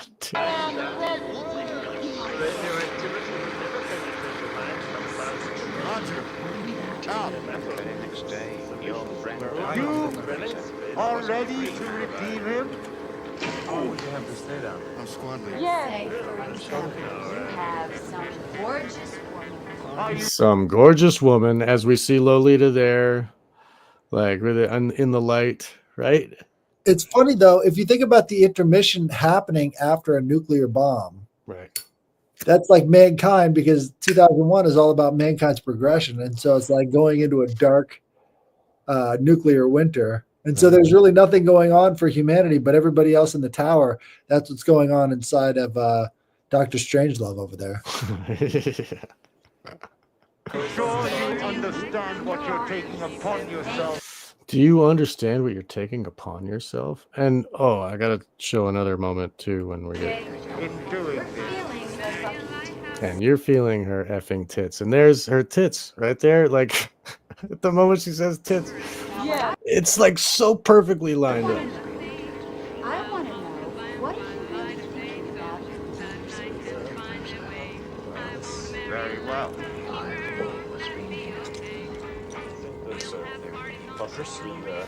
You are free. You are free, as it says, freed on the newspaper. If you make any further, But if you make any further inquiries, say a word, single word to anyone, then there's dire consequences for you and your family. And then we see, look, up here, top right corner, we got this dude, Grady. And then we got Grady over there too, with the red of the wallpaper surrounding his face, like it's mirrors. There will be the most dire consequences. And your Do you understand? Do you understand? Right? It's a really coherent color motif that he's Yes. using over and over again. Yeah, that red is used again and again, right? And their hair, the women, they have got the red hair too. Right. Yeah, there's oh man, what was it?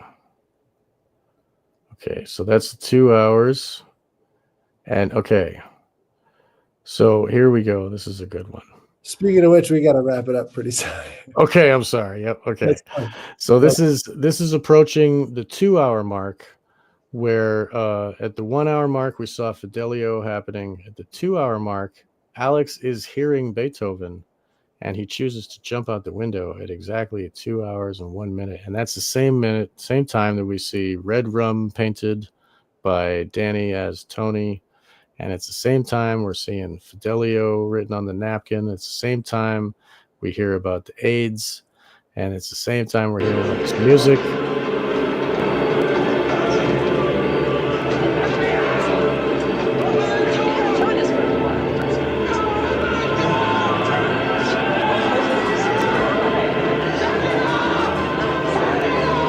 The alignments of the planets, at 2 hours is aligning almost 159.22, 159.23. On the floor that the Earth is at. Oh, what's that? What? Say that again. Back just another 2 seconds. He's beating on the floor where the Earth is coming up over the horizon. Yes, dude. Yeah, I love how I placed them so that he's beating downward, and then he's looking downward when he's got his eyes, like he's looking down at the rest of the screens. Like, yeah. Here we go.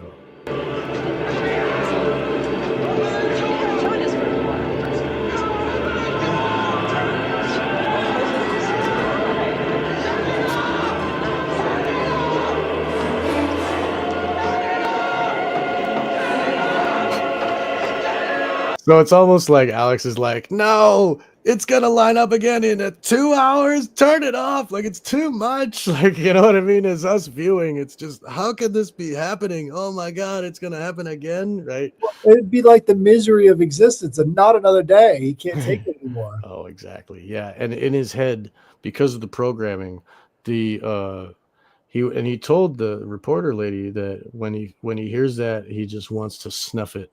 He just wants to kill himself. Right. And the guy understands this, and he's killing him with Beethoven. It's so like, and that's the password. Fidelio is Beethoven. And look at the face on the dude. And then he's got a billiard table, and the speakers are on the billiard table. And then behind the billiard table, there's a guy looking at the paintings. And like, if the paintings go way deep, I talk about it in my thing, but I'm not gonna.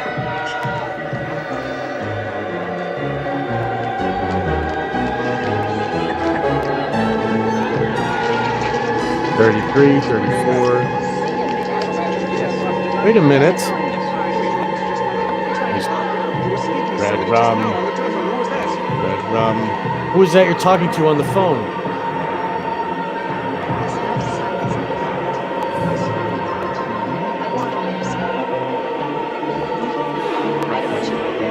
And the guy's got red billiard balls, just like the red pool table of Ziegler.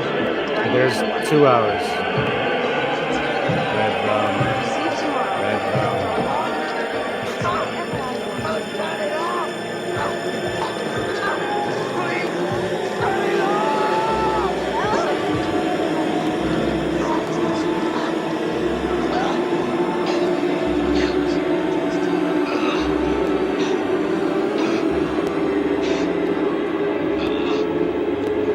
Suddenly I've been in what I had breaks were realized and what I had wanted to do. And that was to do myself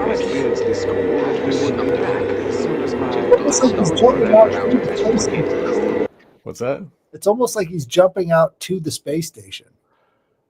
Yeah. Jumping out the window to get off of Earth. Yeah. Yeah, like he's jumping off of this whole Garden of Eden that we got.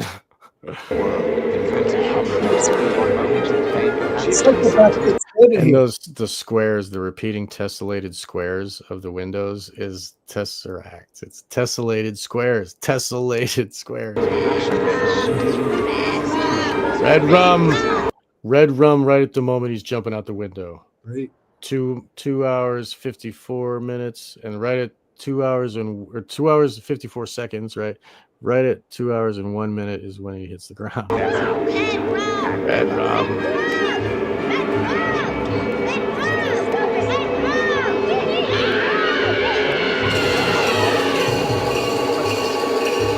Murder. Right when he hits the ground, murder. Right. And then there's Tereus with his axe going after him. Like, dude, it's wow. Yeah, I'm glad that you let me take you down this journey, and I'm glad your listeners are listening, because it's just, I mean, really, like, I'm not getting paid for this. Like, I create these things because it's just so amazing. In me, I'm saying, wow. I want you to say, wow. Look at what Stanley gave us. What an amazing, incredible artist. And he's like a prophet with a camera. You know what I mean? Like my favorite photographer puts all of these pictures in a row and turns them into a movie, right? It's just, and I just love the work, and I just want to highlight what this really is doing. What he's really doing is so amazing, and I just want everybody to say, "Wow, that's great that you said that." Right. I think if he is as anarchistic as he seems, he's trying to like do exposure therapy. Like, this is how it is. You have to wake up. Yeah, that's right. Yeah, and it did. I didn't really talk about those. So that 24 minutes is I know we got to go real quick. That 24 minutes is not possible. So that's a rumor, and really they didn't need to say anything else. It's all there. The banging kids with for blackmail and politicians of like elite, it's all there. The using people as furniture, it's there. Like all the Etruscans of the family crests are there. They're on the wall. The portraits of the families of the bloodline that are behind the masks it's there. So like, have you ever done a deep dive into Etruscan mythology? Not the mythology, no, but I look into like what it is and what, all the meanings and that kind of thing. Boy, if you want to talk about some sick puppies, like they were the sickest of the sick puppies of the polytheists. I mean, just look into what the Romans were saying about them, look into what the other societies were saying about them too, and then compare that to their own mythology. It is whacked out crazy stuff. But they were also pretty advanced in terms of technology too. They had all sorts of different really advanced like watering systems that are working to this day. So there's so much really that we still don't know completely about the Etruscans, but they're like the people who founded Rome, and then the Latins came by afterwards and conquered it from them. Really? Yeah. So like, and that that is how they display their family line, is from this method of Etruscan heraldry. It's Right. like, it's just that's the artwork that's used by those people, and it's continued on by the Romans or the family. Like the Etruscan style of artwork, you'll recognize immediately because it's like all the weirdest stuff that was happening in Rome came through that Etruscan style of artwork. So like the Vatican, this Vaticus goddess, that's big time Etruscan, and it's very, very dark and strange. Oh man. Well, that's the Vatican goddess is Semiramis, is Ishtar. I mean, that's who Alice is playing the role of when they're doing the Hyros Gamos in that ritual, and they're all fornicating with the goddess, It's like it, man. There's a lot more that I need to learn. It's just the more I look, dude, the more I realize, like, holy crap. Well, And please continue. If you get a chance, though, definitely check out the episodes about the Society of the Cincinnati. I will.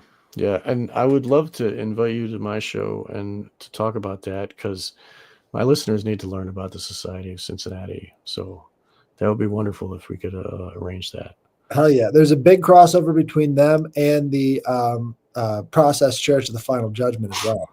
Great. Yeah, that's a rabbit hole. But I mean, it's the same. Like, if you know about Dave McGowan and the Program to Kill and that whole thing, it all makes sense. Really, like, that's the other side. Like this Eyes Wide Shut is the beta sex kitten, but I think there's something to the idea that the Process Church of the Final Judgment is their theology. Like, if you're going to boil down all the rest of this stuff into what they believe, I think you can really sum it up with that Process Church stuff. Right. Yeah. And that, in a sense, it like erases morality and puts Satan in the same place as God and Jesus. Like, they all get along, they're all cool together, and evil is same as bad, is good. Like, moral relativism, it's just Satanism. You know what I mean? Another form of it. The greater scheme of things, like the virus of the mind that is Satanism. I think there is something to the idea that maybe it's not just the Satan angle that's being controlled or doing the controlling, because there's so much crossover between the Catholic Church and the Process Church. Right. That what if the Catholics are Satanists, though? I mean, if you talk to Max Lowen or like Johnny Cerrucci, like, right. But what I'm saying is, what if they've always been that way? Like, what if this duality goes all the way back to the first century when they first got it started? If you remember, the Christians and the Gnostics were the heretics, but they continue on. I think that's the whole goal here, is to continue these two sort of modes of thinking as, continuous antagonists against each other.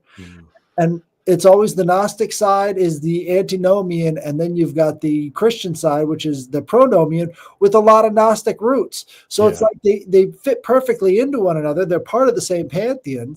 I don't know why people really consider the devil not part of the Trinity or whatever, because it's it's right there. Why are we considering these things as opposite? They're all part of the same religion. It's all Abrahamic tradition. You go back to the story of Abraham itself. You're talking about having a similar child abuse scenario. So, you don't have to kill him. Just chop off the end of his dick. Right. And then you find out about Baal Hamon and all the Tophets, and you find out that the Canaanites are very close cousins to the Israeli people. And it's like, why isn't there a crossover here? Why? Well, obviously it's because... Well, there is the 8th day. It happens on the 8th day, and the same day they dropped the kid in the fire, Moloch, right? So. Right, and also the Canaanites were circumcised too. Right, yeah. And, when they conquered, when the Yahweh cults conquered their enemies, they would forcibly circumcise the remaining males that they didn't kill. So it's like a torture. to make them slaves of the greater one. It's still the same thing as it is. As the Hellenics took over the region, the Canaanites stopped circumcising and the Hebrews kept doing it. Right. So, because it works for the mind control, because the trauma is so bad, it makes a blind spot, and then they can do, and then it changes the mind forever. So just like what I said, like, Max Lowen was saying that is what controls. That is how mind control works, is the trauma. That's how Alice becomes a woman like this. And then once they can control a person, they take that person and place him in government, place him as Hollywood. It's like, it's all smoke and mirrors. Once you realize what the SRA is and how, like, Bill Clinton, when you see Bill Clinton on the satellite feed between when the commercials are running, he's like, He's in park mode. They call it park mode, where like a car, like you just sit it down, it waits, you know. But that's the thing too. It's like if people knew that Christianity was spread in the ancient world through like a series of BLM style riots all over the Mediterranean, you start to understand that there's something else going on here. Like if you look at the sack of Alexandria, if you look at these other cities where, you know, Ephesus and all the rest of these places where the Christians were, you always had these riots that ended up burning the city down. This is one of the reasons why Nero got so upset at them, is because they were burning places to the ground. You know, it wasn't just him who thought that. A lot of people did.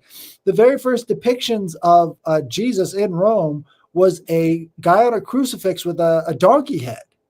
And you wonder about what this donkey is.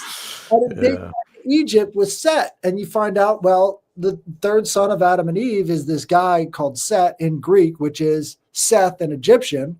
So it is Set, you know. Right. And they're saying that that's where we came from. We came from Set. Set is our master. Set has a donkey head for, you know, being an Egyptian god. Moses rides a donkey in the wilderness, and that's where they have this giant statue in the second temple of Moses on this donkey. And you find that out because Jesus rode into the temple of Jerusalem on a donkey. Yep. Right? It's donkeys all the way through. That's what they called them. The golden ass, right? Fucking metamorphosis. Well, this is great, dude. They called them anolators, because they said you worship a donkey, because they were referring back to Set as this evil figure. So Christianity is the first satanic inversion of the pagan world, because Set is now the ruler. And, you know, there was a large continuity between these different cultures, and they picked Set as their ruler because it was a total inversion of all the rest of the polytheistic views, right? And so once you kind of understand that, you can see why they would want to suppress any sort of differing belief systems. And that's kind of what they've done for thousands of years, is to keep sort of the knowledge. Again, the knowledge of good and evil is bad to them. Right. And so you've got to keep people on that wavelength of thinking of everything in dualistic terms. Well, there is a group that doesn't think in dualistic terms, and you're looking at them right here. Yeah, dude. These are the only two options you get. Well, the only dualism is like, I'm the alpha and you're under me. Like this, you know what I mean? Like that's their dualism. I am the top and you are the rest. You know, like so that's how. Frankism is an antinomian belief of Christianity and Judaism, and the Frankists were fully incorporated into the Jesuits, into the Catholic Church, fully. They took them in gladly because they wanted antinomianism. This is how you drive society forward. Right. You know, it's funny that the Cassavetes of Rosemary's Baby, the neighbors, the satanic neighbors, were so delighted to hear that Rosemary was a Catholic. Makes a lot of sense, right? You know what I mean? You don't consider Loki not part of the Norse pantheon. How come we don't think about Satanism as being part of the Christian pantheon? I don't. You know, it just makes sense. Well, there's only one though, but he's three of them. There's three of the one. Well, all these different factions, they all say that the other ones are not the real Christianity. Only they can be the true Christianity, and you know, that's just like Dionysian. You know, it's like all these different characters with these different masks and all these different identities. But really, what difference does it make? Right. Oh, Jesus! Well, the difference is you can 5'11". Who cares? But you can play them against each other, and then you know nobody pays attention to who's doing the stuff in the masks on the red carpet. You know, and you don't really have tribal societies anymore either. You know, that's another big thing that went out the window when it came to Christianity. Is no longer did you have the tribes sticking together. Now everybody had to go through the church, and if the church didn't like you, they could eject you from society pretty easily. Right. So it was all centralized control through the church instead of having these warring bands who would work together when it suited their interests, and they wouldn't when they didn't suit their interests. That kept taxes pretty low, as you can imagine. Because now you don't have the centralized control over everybody, and they can kind of do whatever they want. So there's a very steep slide into statism that happens after Christianity comes into the picture, because now everything has to go through the church. Right. And it's that, like what Edward Griffin talked about, is like the collectivism. And that's where once everybody starts thinking like a school of fish, then they're not thinking, you know, once they're not thinking, then they're a victim. And let's get them, boys. You know, it's really Confessions. sad, man. And Confessions is how you control all of Europe. Everybody's right. confessing their sins directly to your agents. Yeah, and they brought it down to 7 years old. That the 7-year-olds started having to do confessions. I remember first communion and the confession, like that started young, dude. You know, and then like I was just talking to Johnny Cerrucci the other day, and he's talking about, and he brings up that was it him? I don't know. I talk about stuff like all the time, like it's with everybody. It all kind of turns into one big conversation. But on the host of the Eucharist is the Maltese cross, and that's like the power of Rome. Like, you know, it's like, oh, get on your knees and put this on your tongue, you bitch. You know, like hold my pocket. Dude. Anyway. Yeah, there's so much of this stuff that unless you're willing to look at it, you're never going to see it. And I think it's important for a lot of because I mean, look, nobody's going to church anymore, but everybody's claiming to be Christian. Have you noticed that? I have noticed. I've noticed that Christian is like popular now. They got the influencers are doing the baptisms in their underwear, and like, you know, the what's his face there, the guy with the long hair, Russell Brand, and then the Jordan Peterson, right? He's wearing his silly suits, and he's like a Christian now. 4% of the population goes to church. Oh, that makes sense.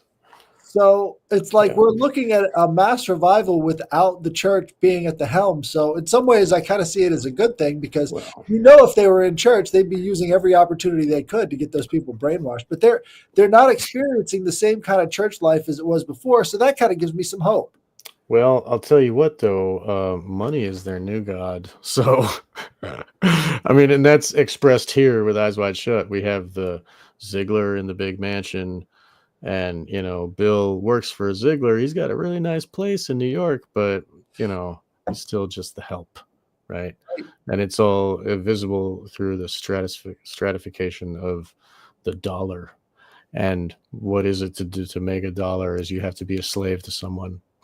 Right. And that's what a hierarchy does. And that's what Satan is. Like all that shit, you know. I do see more of a resistance now than I ever have in my entire life to the administration that all of these people elected. So they're willing to turn around and not be sort of the brainwashed mass and kind of say no to the person that they expected to do a certain job and is not doing it. So to me, that's a really positive step. At least, you know, it's not going to change everything, but at the very least, it's going to keep the bastards who have an agenda off balance a little bit.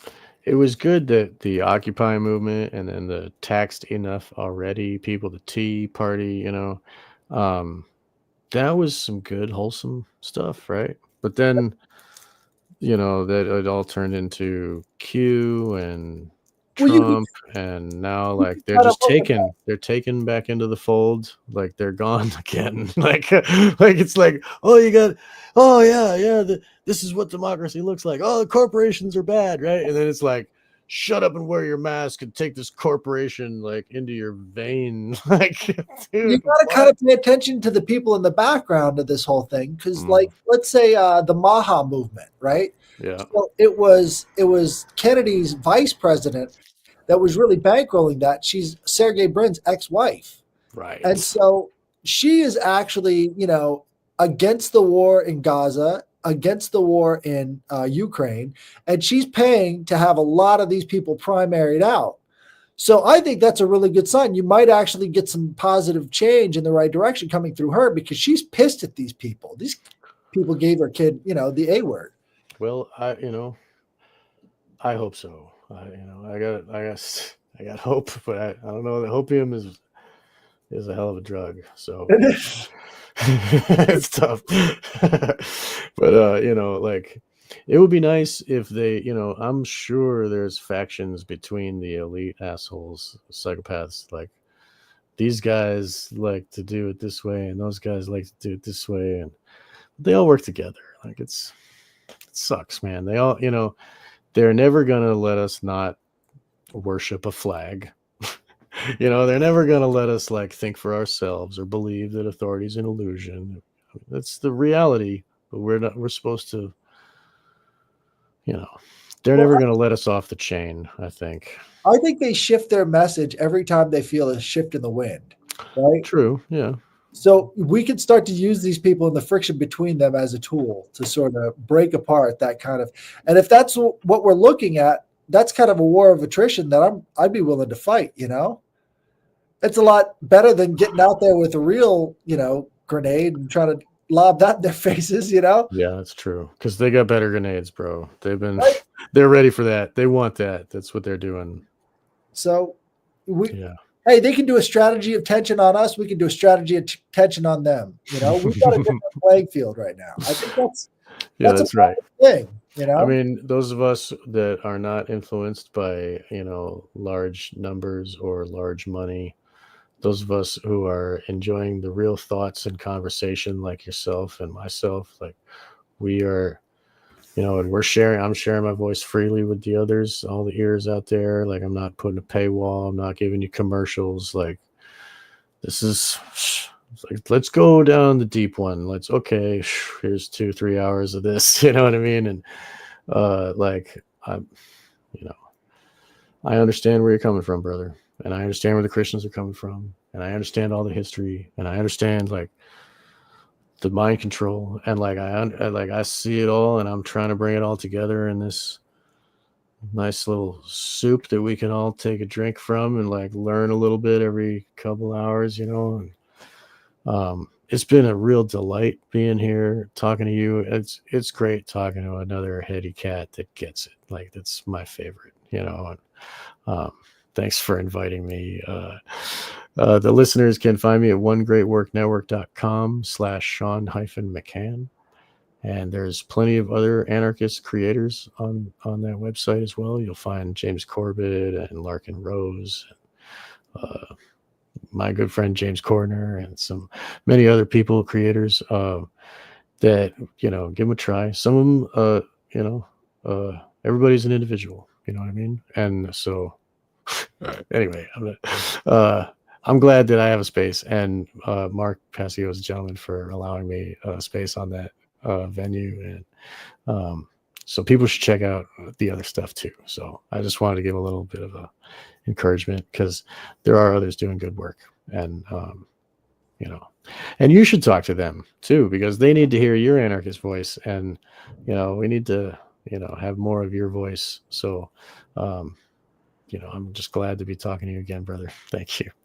Absolutely. It's great to hear from you too. And guys, if you have a paranormal / magical / dream experience, esoteric, occult, you can email me at headlessgiantpodcast@gmail.com, and I will read your paranormal stories on the air on Wednesdays or Thursdays. So definitely come by and check that out. Check out Sean McCann here, and spread this replay around, guys. I mean, like and share, let other people see it if you appreciate it. So thank you for coming by, Tara, Fuki, Operation GCD. Thank you very much, JJ. If you guys are still there, thank you very much. I'll see you next time. Bye.